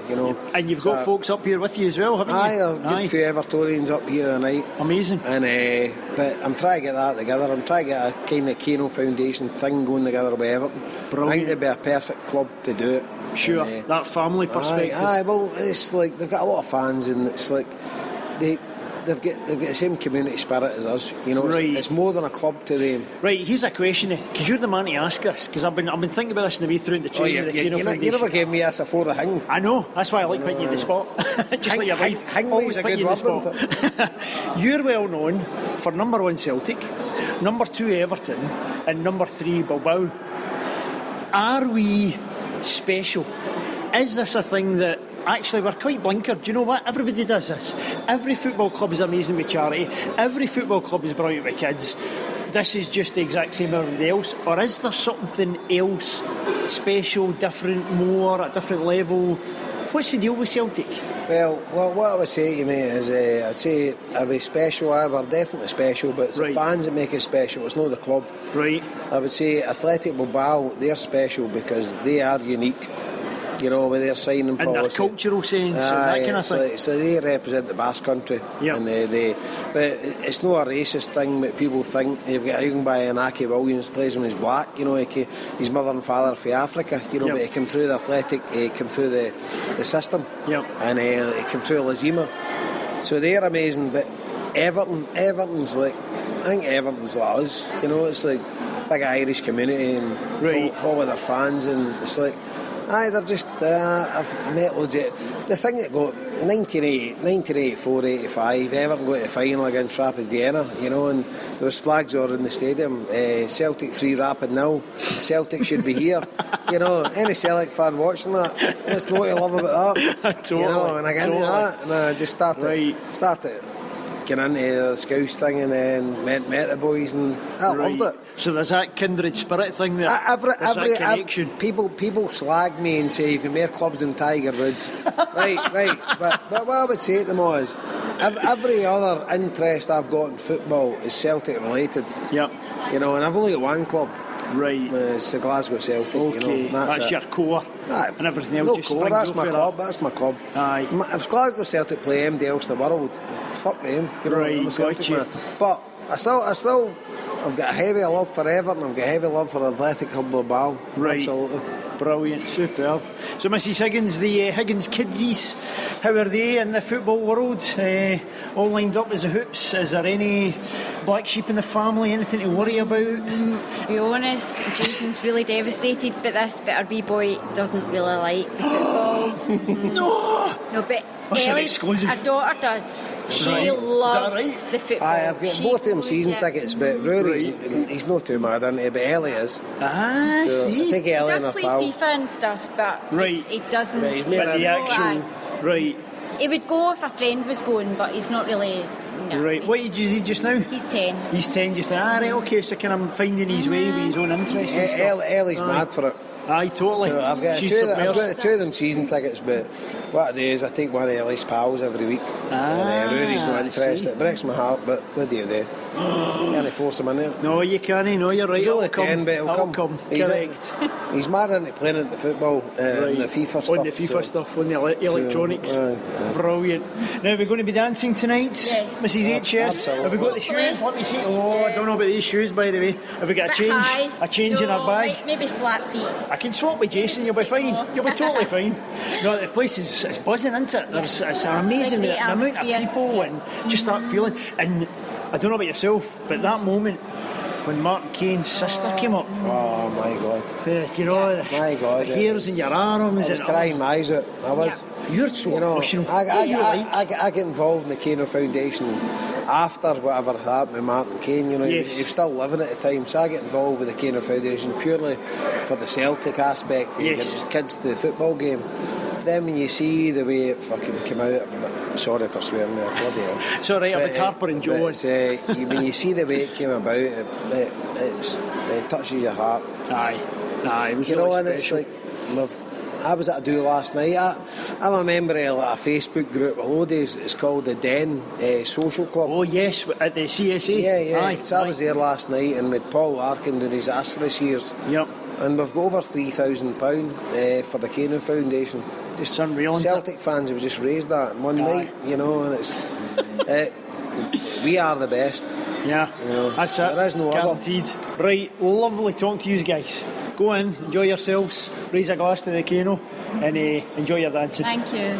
Tick tock, tick tock, tick talk, talk, talk, talk.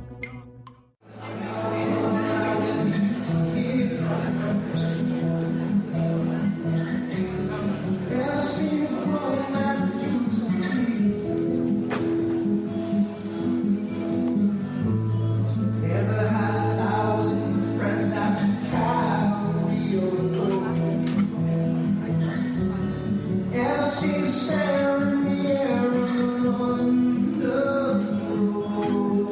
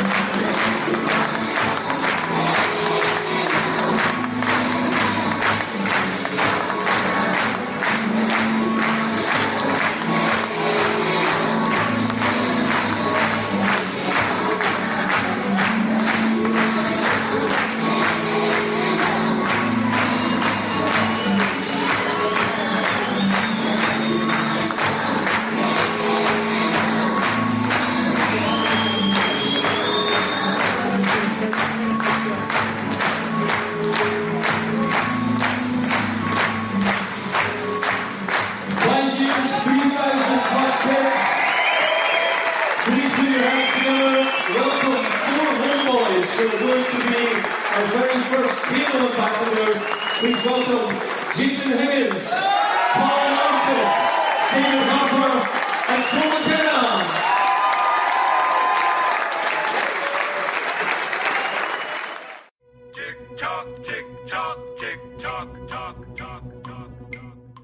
Right, TicTalk has achieved a miracle. We have made the invisibles visible. That's how good we are. This is awesome. Came out, the band is kicked off in the fantastic Kano Foundation night. Number one, we have a friend we met in Carluke at the Astor years, our Marco boy. How you doing, sir? No bad, Richard. You're enjoying yourself tonight? Totally. Excellent night. Yeah. Yeah. What about the Kano boys? What can you say about them? Excellent. You saw that slideshow. And girls. The boys, the girl. We'll get to you, laddie. Come on. You saw the slideshow, the photographs. They've done immensely. I've done immensely. The homeboys have done immensely. They've really got a lot of funding this year, like the Kano boys, and I'm absolutely proud of them. Yeah. That's great. I mean, I give £5 a month to them, and quite a lot of people give quite a lot of money to them. So it's like, but that's an excellent cause, and it's like more what Celtic should be doing as well. So perfect. Definitely. Very well said. Now, in a stunning dress, beautiful makeup, fabulous hair, we have Dermot from the Invisibles. Dermot, we've tracked you down through Twitter. We promised you we would get you. We've had PIs all over you in this hotel. My invisibility has gone. Let's talk Invisibles. Let's talk.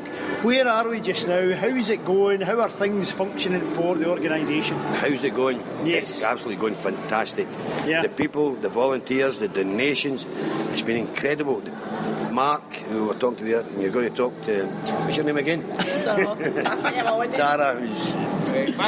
and Maxie. Everybody has just been, from what started off as a simple blog, has blown into something in a way beyond that I could ever imagine. And the good thing is there's people been out in the streets in Glasgow and they're now getting help. And we started off with sleeping bags, but we realised we needed much more than sleeping bags.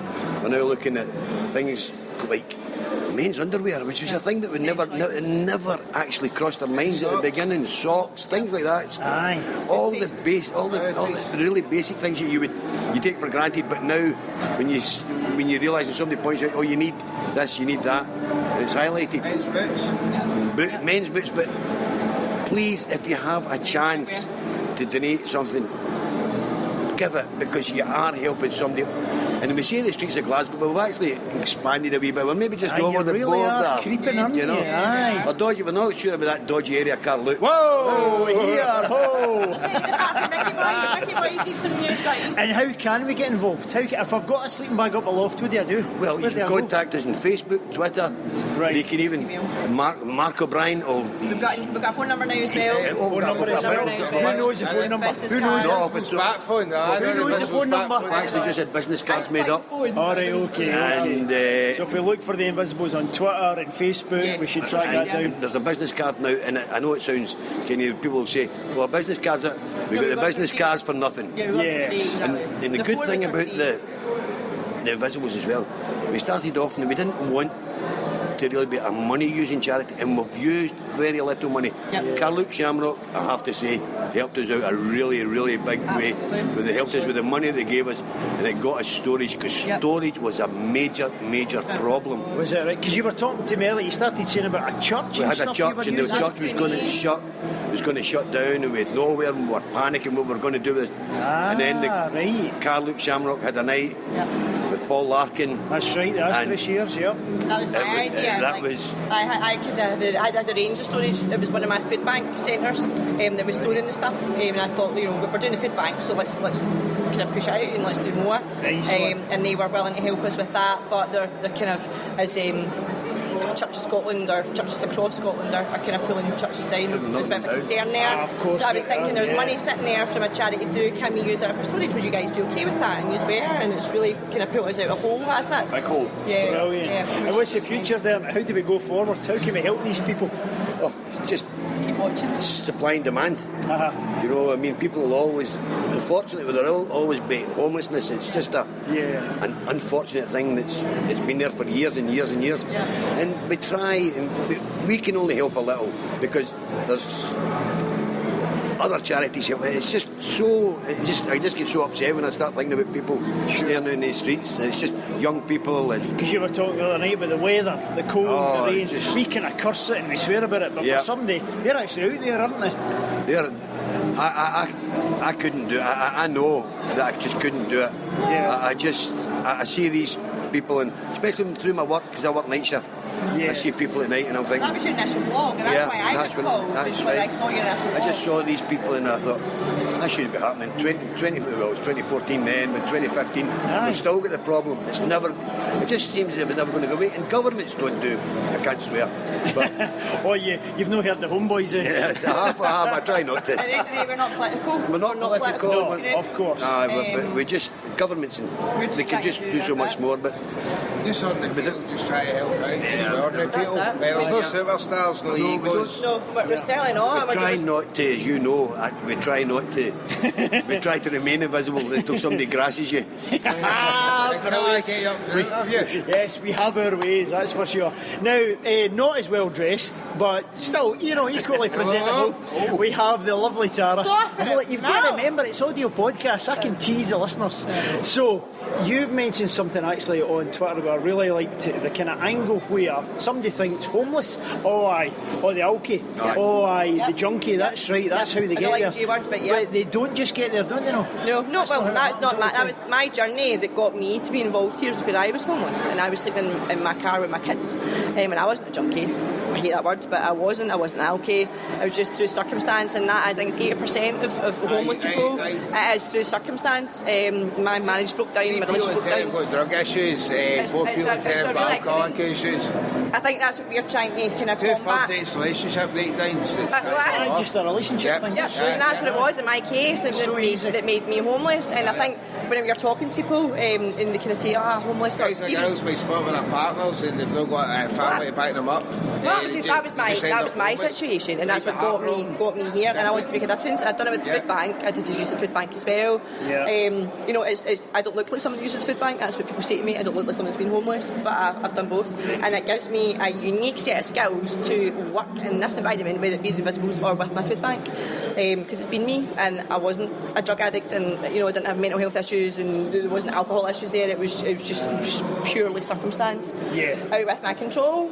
So easily done. Really, so easily. Blink of an eye, Richard. It was a blink of an eye for me. It was overnight that I had the house, a marriage, I had it all. The full package. I had nothing. I was sleeping in my car with my kids. Blink of an eye. So for me, it's a negative situation, negative at that point, and being like with these guys, seeing Dermot's blog, I was like, I want to do something. I can turn my negatives into positive, and that's what we've done. And it's tremendous to see it now. I think I'm so proud of all of it. And Mark does such a lot of work. Mark knocks his pan in. Really Mark does. is And Mark works as well. He's got his own job, and we do this voluntary. None of us are paid for any of this. Exactly. So proud to be involved in it, and I think that's what then makes us want to support the Kano, because they're the exact same. None of them are paid. It's all voluntary, and it's just trying to help somebody else at the end of the day. The Kano took my kids to their first game. That's my experience. I get involved through the food bank with Kano, and as I say, there's a photo going about of me with my youngest on our first ever game. It's like they've changed my life. They changed my life. They changed my kids' life. So I'm forever indebted. Invisible's forever indebted. It's a mental journey that I've been on, but it is so good now sitting with these folk. See what they do for as you say, no money, no kind of feedback, just doing what they do. Just like mention Michelle and Kirsty. Michelle's amazing. Michelle, Kirsty and Frank for doing the minutes and keeping the meetings in order, really. Well, Melly's boys, like Frank does the meetings. Melly's boys, okay. Just don't tell him, did I? That's unofficial. Everyone Maxie as well. Right. But the thing is, Maxie boy as well. Tara highlighted the good thing there. People have preconceived ideas of homelessness. People think, as Mark was pointing out, it's 3 in 10 of a drug problem. But homelessness comes just from so many different angles. Mental health problems, relationship breakdowns, abuse of substances, alcohol. It's just that. But people just look on the street and they see somebody and they prejudge, and that really gets to me. There's a great thing, because you sent out a couple of tweets what I thought was lovely. You can put a sleeping bag in. Yeah, you can put money in, you can put food in, you can put socks in. That's brilliant if you can. But you know what? See, when you're just walking by, just say good morning. Say hello. Just say how you doing. A wee smile. So it's these stories. Is it just a case of letting them talk, letting them get there? Just if you ask them their background, Richard, it's just you wouldn't believe some of the stories. I mean, we're talking about guys who are maybe bank managers, professors, etc. I mean, it's not just the preconceived idea of somebody who's been using drugs or whatever. It's people who've come from good backgrounds. Something's went wrong, and they say we're all only 2 steps away from homelessness. That's the thing. Do you know what I mean? One paycheck away from using a food bank, and we're 2 steps away from homelessness. And it's just frightening. In 2015, that we still have these things. Tick-tock, tick-tock, tick-tock, tock, tock. Right, TicTalk has grabbed a man they spoke to not that long ago and is now superbly kitted in a fantastic kilt and a Jacobean shirt, looking superb. Now, I've just dragged the famous Brian Ainsley away from a chat with the famous as well, Joe McKenna, just discussing the fantastic song that we heard, this Kano song that Joe's put together, and it got you to tears, didn't it, Brian? There's 2 things tonight reduced me to tears. The tribute to Martin with his family. And then our song, because it is our song, but Joe took it to a new level. We introduced the kids at the end. I was here for the dress rehearsal this afternoon. Right. And I sat back and I was crying. I admitted I was crying. Even in the rehearsal? Aye. And I then sat down and everybody at my table knew that it was going to be tearful. But when it came to the Martin Kane tribute, they thought that's what it was. Right. And so they were quite taken aback when I said, yeah, that was really moving. We're going to take up a notch now. And we're going to take up a notch and really take you to the depths and show you how it is for some of the kids and what we do because of Martin Kane. Yes, and that was the whole thing. Not just his story, but how you've used his story for these kids. Some of those shots, the kids with the smiling faces and the movie sequences with the manager and inside Celtic Park and the eyes and the tears, just wonderful. I mean, how the heck do you guys cope with that every single game? We don't. I mean, my way of coping with it is winding the kids up. Is it? Any of the trustees will tell you that. And it's taken me nearly a season to learn the green and white and the chant. God knows how I'm going to get the 2 lines of that chant song and get it sorted, but that'll be done because that's so special. The one thing is where we meet in the Celtic way, and then you galvanise the kids and you get them going and you take them into the game, and they're no Celtic supporters.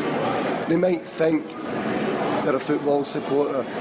In the last Dundee United game, there was 2 Dundee United supporters. There was other supporters of other teams. They weren't Celtic supporters. Right. But they left that stadium as Celtic supporters. You made sure. Aye. And sometimes that's what it takes. The kids want to belong. Yep. They're coming from backgrounds where we can't touch. Yeah.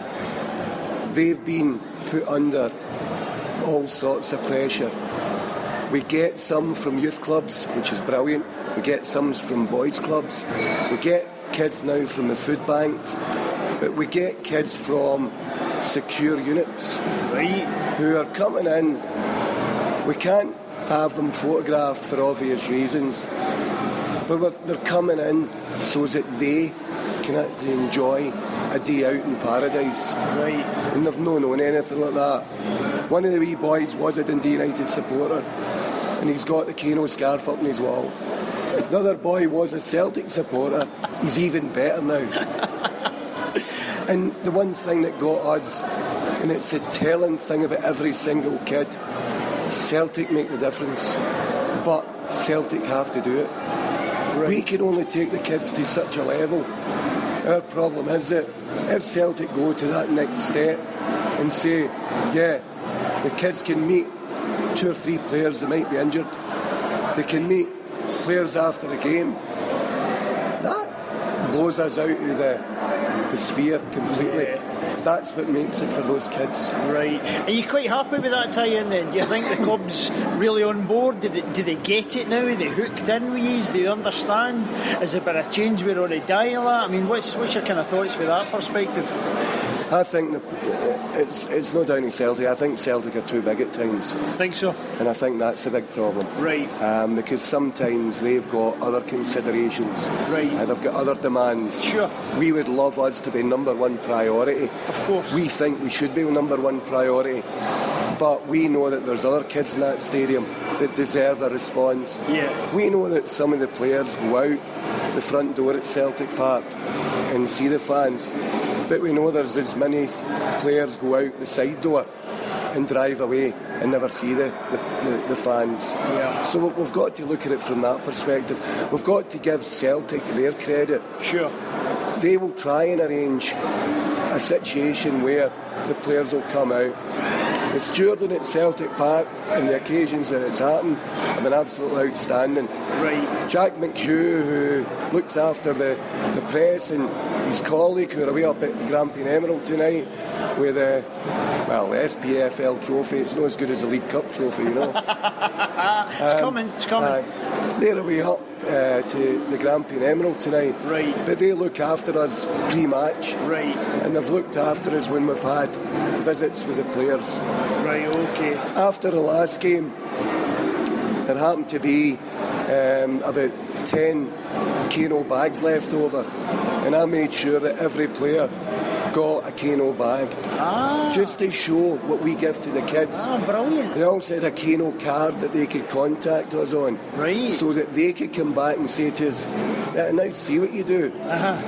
Give us more information. Nice one. I like that. Brilliant. What happens next year? You enjoying yourself tonight? Big dinner dance. This is magic.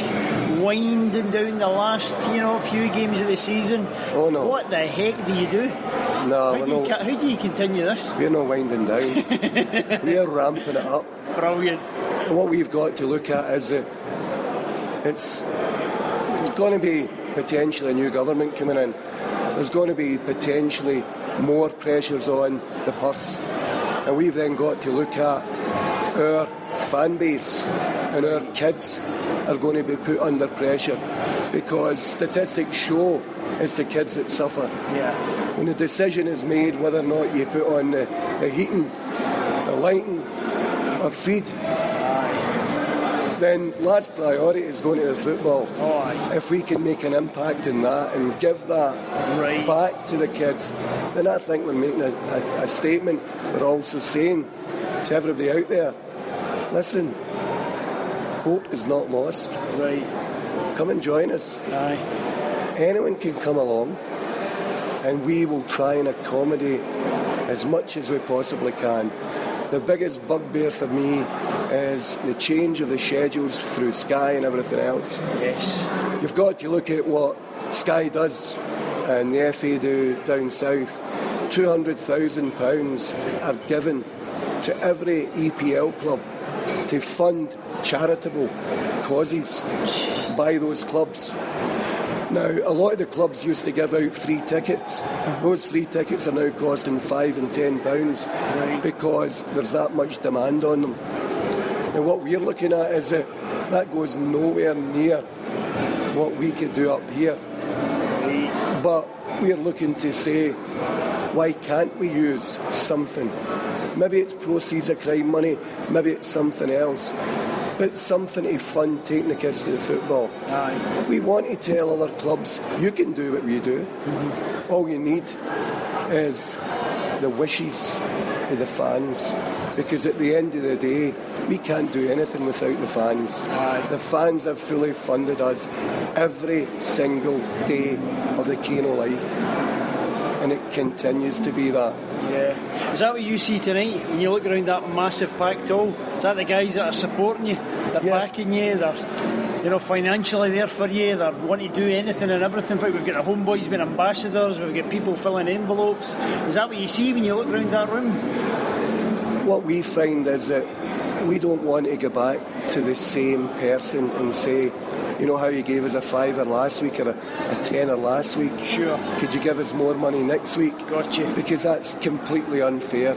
We want to reach out to the 60,000 Celtic fans on Flag Day to say, Kano Foundation will have a bucket collection that day, put the money in that day. Right. Give us the money that day. It might be 10 pence, it might be 50 pence, it might be £1, it might be a £5 or a £10 or £20, whatever you can afford. Aye. But please do that, because we've been accused of selling a night in the Radisson too cheaply. We're giving them a top-class band in Big Vernon and Shooters, a 5-star hotel, a decent meal, because it's been a very decent meal. Yeah. And I don't think anyone will come out of this tonight and say, oh, I didn't enjoy myself. No chance. But the one thing with that is that we're selling it at that basis, and we don't need to then go and say to them, listen, we're going to charge you 75, or Celtic's Player of the Year is £125 or £120 or whatever it is. Some of the Celtic functions are £75 to £100.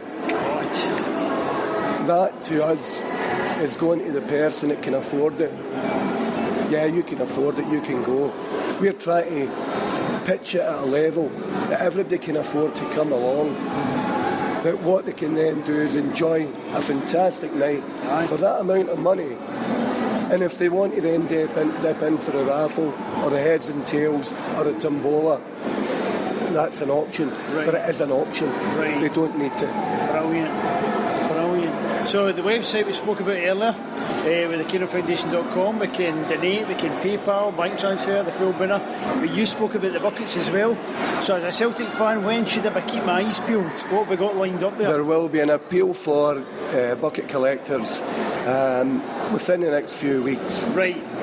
And what we'll be doing is to say we will make sure that you're well aware of what's happening. It will be the first game of the season. That's what it's going to be. You will be free to attend the game, because the bucket collection will take place in the 2 hours prior to the game starting. Perfect. And that's what we would be looking for, as many collectors as we possibly can. Excellent. So it's going to be that first home game of the season. The first home game of the season. Brilliant. So if you're following Twitter, following Facebook, just keep our eyes peeled and we'll see that appeal. Yeah. And then we can just get in touch that way. And if you want to donate through the KanoFoundation.com, then please make sure you tick, if you're a UK taxpayer, gifted, because good old HMRC will give us 25p back on every pound donated. Yes, God bless them, because they've done a lot of good things in the past. I love them to bits. Let's continue that. Right, I'll let your kilt get back in for some dancing. Thanks a million, Brian, and very best. Best wishes for the future, and take a wee bit of time just to, pat yourself on the back for the year you've just had as well. Outstanding work. From a personal point of view, from the Kano Foundation, thank God for Carluke Shamrock, thank God for Hail Hail Media, and thank God for the Homeboys, because Homeboys have created something. It may be a monster to some people, but hey, we're here, we're happening, and we're going forward. Outstanding. Cheers, bud.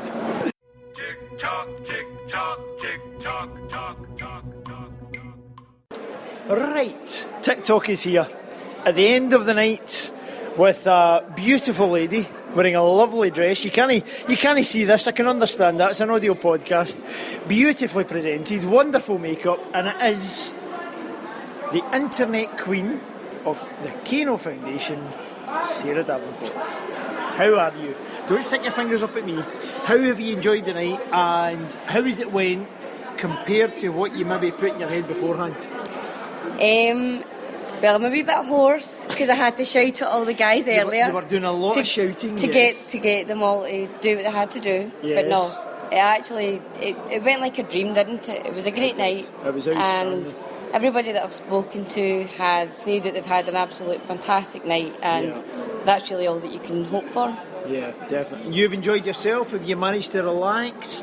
Has the whole kind of foundation team been able to relax? Or is it just another night working?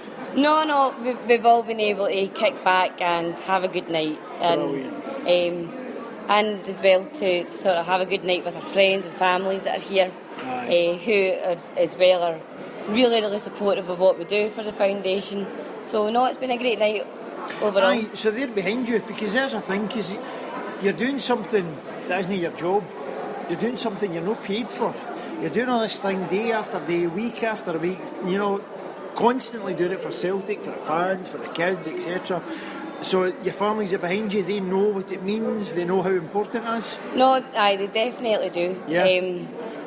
I think that, see, as soon as you get involved with the Kano Foundation, it just encaptures you, and you can't get away from it. So then you speak so passionately about it to your family and friends that they then completely get on board, and they're more than happy to support you in any way that they can, because quite a lot of the time then we'll get family and friends along to matches and they can see what we do. And as soon as they see it, then they go, right, like, clicks that's for them, it. does it? Absolutely Right. Fantastic. And is that when they see the kids? Is it when they see their faces? Is that the thing? Yeah, is it like, the kids? it's all of that. It's even just being outside the stadium and seeing the kids as they meet us at the meeting point. So they might not even sit with us, but they just see the kids coming up and getting their goodie bags. Right. So like my dad, he's seen the kids coming up and getting their goodie bags and taking their scarves out and going crazy with their scarves. And my dad said to me tonight, he said, why doesn't everybody have a Kano scarf on the table? Oh, no, that's a good question. Why doesn't everybody He have a said Kano scarf? Brilliant. But we can get them. But we will. We can get them on the fabulous internet design site. So we will. You can get them on the Kano Foundation site, which is www.thekanofoundation.com. Fantastic. And you can give us a wee shout out and say that you want a scarf, and we can bring it along to the stadium and give you it on a Saturday before a match. Brilliant. Or you can purchase it and we'll post it out to you. Just do it online. Excellent.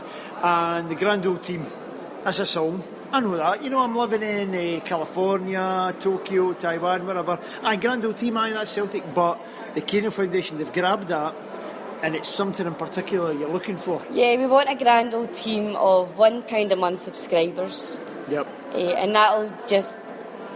If we get 1,000 people to pay £1 a month, then that'll go so far to covering the season ticket costs for the kids that we want to bring to the football every year. Yeah. And that'll guarantee that we can take up to over 1,000 kids to the football every single year, just by subscribing £1 a month. So Yeah. it's only £1 a month, and it goes very, very far. Fantastic. Individually, it's nothing, but altogether, it's a phenomenal thing. Exactly, and that's what Celtic's all about. It's all about the all-togetherness, it's all about getting together, it's all about the Celtic family. So, yeah, it's just all about getting together to be Celtic fans and creating the fans of the future. The fans of the future. Good point. Now, you foolishly thought, I'll nick in for a couple of weeks, I'll design a website, you know, I'll kind of freshen things up for them, and then I'll walk away. But you can't. You've been dragged into this black hole that is the Kano Foundation. What's next? What's your plans? What have you got your eye on? What kind of things you want to change or jazz up or whatever? There is nothing to change about the Kano Foundation. Right. What we do is what we do. So I don't know if you noticed earlier, the Gibraltar team was in the Radisson. Here in the hotel, yes. So the Gibraltar team were staying in the Radisson, and I came out earlier and I went over to them and I said, they were sitting just in the foyer, and I said, would you like to join our party? We have a free table. Did not. Would you like to come in and join the party? And all the players said yes. Brilliant. And the assistant manager was sitting there and he said no. Oh. He said the boys can't come for a party. Right. And I said, right, okay, well, I'll tell you what we do. So I told them about what we do. You told the story, right, okay. And they said that is really, really excellent. Uh-huh. And I said, so what is the situation with football in Gibraltar? Yeah.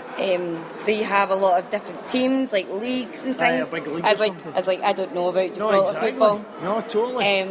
And they said, well, it's different, and there's they didn't really want to go into specifics. What I said to them was, I said, well, what about if next season you maybe think about going out and doing something good for your community and bringing kids over with the Kano Foundation, with the Gibraltar football team. And they were really, really up for that. Fantastic. So hopefully we might get something along that angle happening next season. So you're never off duty? Is that what never you're telling me? Never ever off duty. This is ridiculous. Never you get dolled up, you get the shoes on, you've got the makeup, and you still can't switch off. No, that's never ridiculous. ever off duty. So hopefully we can get the Gibraltar team to bring over a group of kids from Gibraltar next season, which would just be absolutely fantastic. Totally. It's another angle, isn't it? Another connection. All those webs you were talking about. But as well, clubs. I say to them as well, and can you put us in touch with like the Gibraltar supporters clubs, because we would like to try and widen our network, so as the other supporters clubs can do the same thing. And they might start out small, where you get maybe 5, 6, 7 season tickets. Yep. And you might start out with 50 season tickets or 100 season tickets. But it doesn't really matter where you start out. If you're getting kids to come to football for free, then that's it. It doesn't matter. It doesn't matter how small or how big it is. Yeah. That moment when Martin Kane's family came up, his sister. Oh, I know. You're bracing yourself. The entire room just immediately stopped, all breathing, all talking, everything, and everything went dead quiet for them. How were you feeling at that point? Oh, well, I was feeling terrible because I was the one doing the slides behind them, and a few times I didn't really keep up with them, and I felt bad about it, but it was all right. It was so emotional. It was so emotional, and I think that the main thing about the whole Bringing Martin Home campaign that then inspired the Kano Foundation, the main thing actually about it after that was how the Kano Foundation would get feedback all the time from Martin and his wife and his children, just saying, can you believe that you are still doing this? Can you believe that this is growing and growing and growing, and this is fantastic and this is amazing, and this is all in Martin's name? And exactly.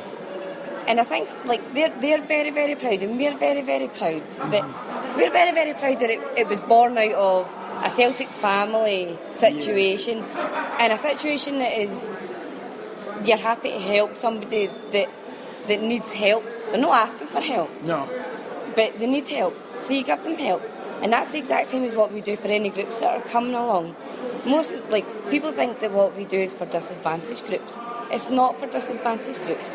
It's for any group of kids that want to come to the football. And in my opinion, every single child deserves a day out at Celtic Park. Oh, now we're talking. So it doesn't matter if you're advantaged or disadvantaged, whatever. Yeah. Every single child deserves a day out at Celtic Park. Definitely. Now, you've had a long night.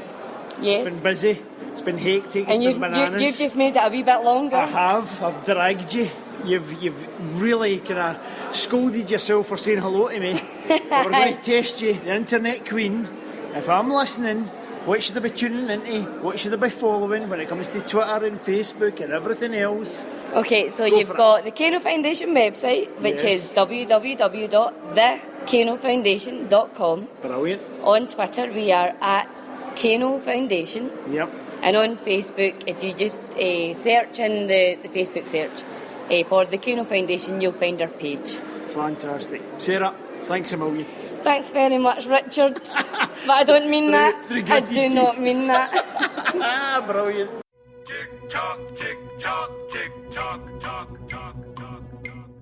Right. Oh man, this is great.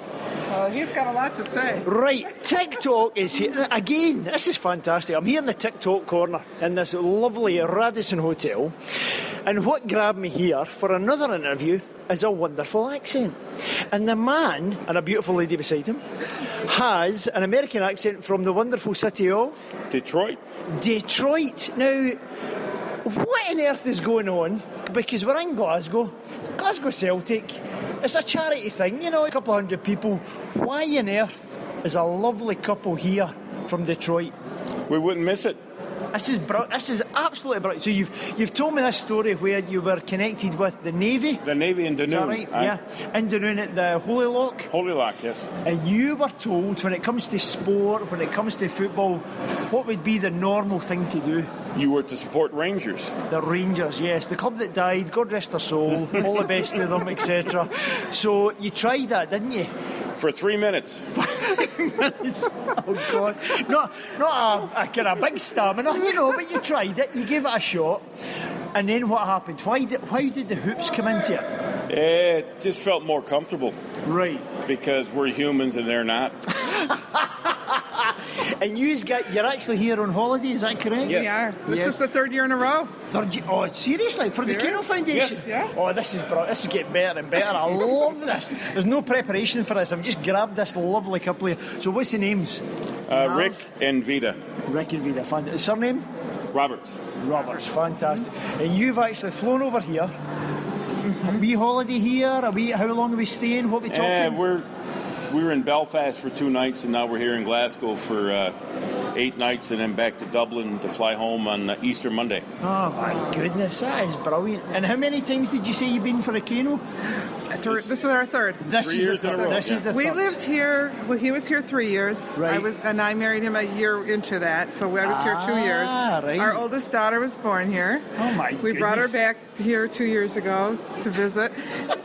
And we've been coming back. It took us 25 years to come back. Oh my goodness. But every year since. And we've been fantastic. here. Yeah. We go to Vegas every year for the convention. Do you? So you do the convention as We well?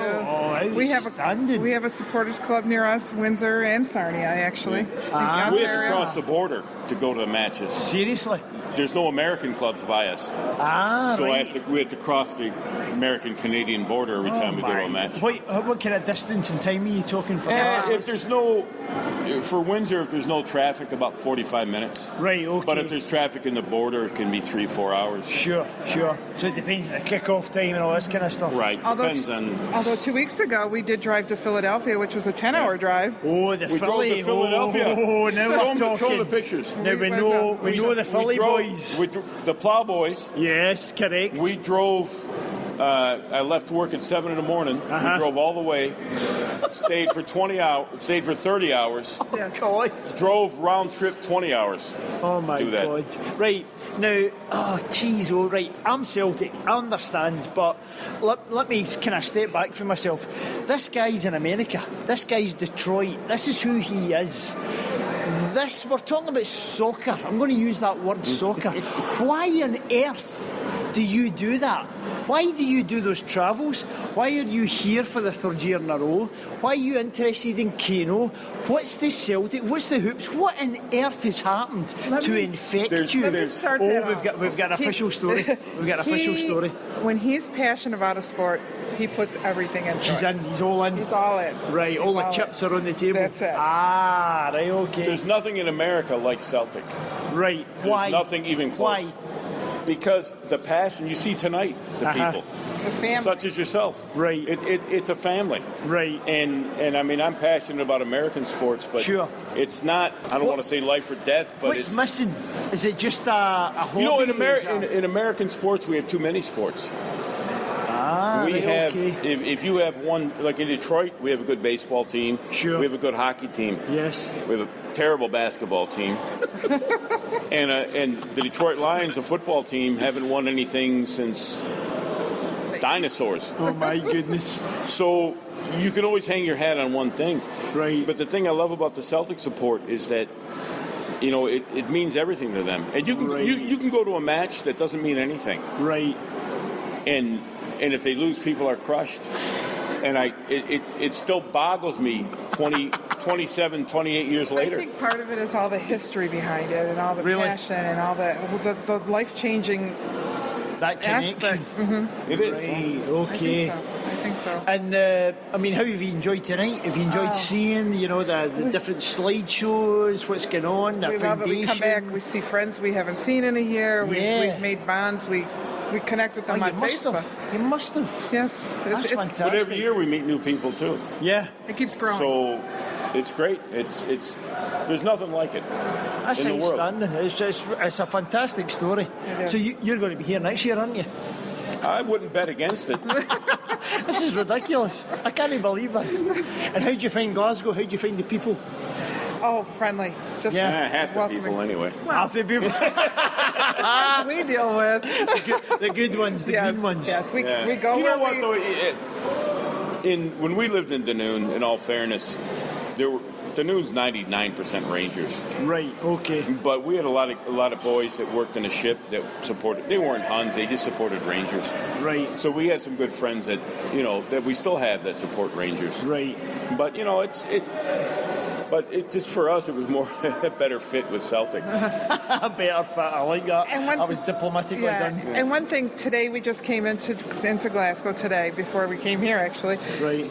And the closer we got to town, it more it felt like home. Ah, really? Really? It did. We just smiled. We just were so happy to be here. Fantastic. Well, brilliant. Thanks a million for your time. We really, really appreciate Thank it. you. God bless you. Thank you. It's been nice talking.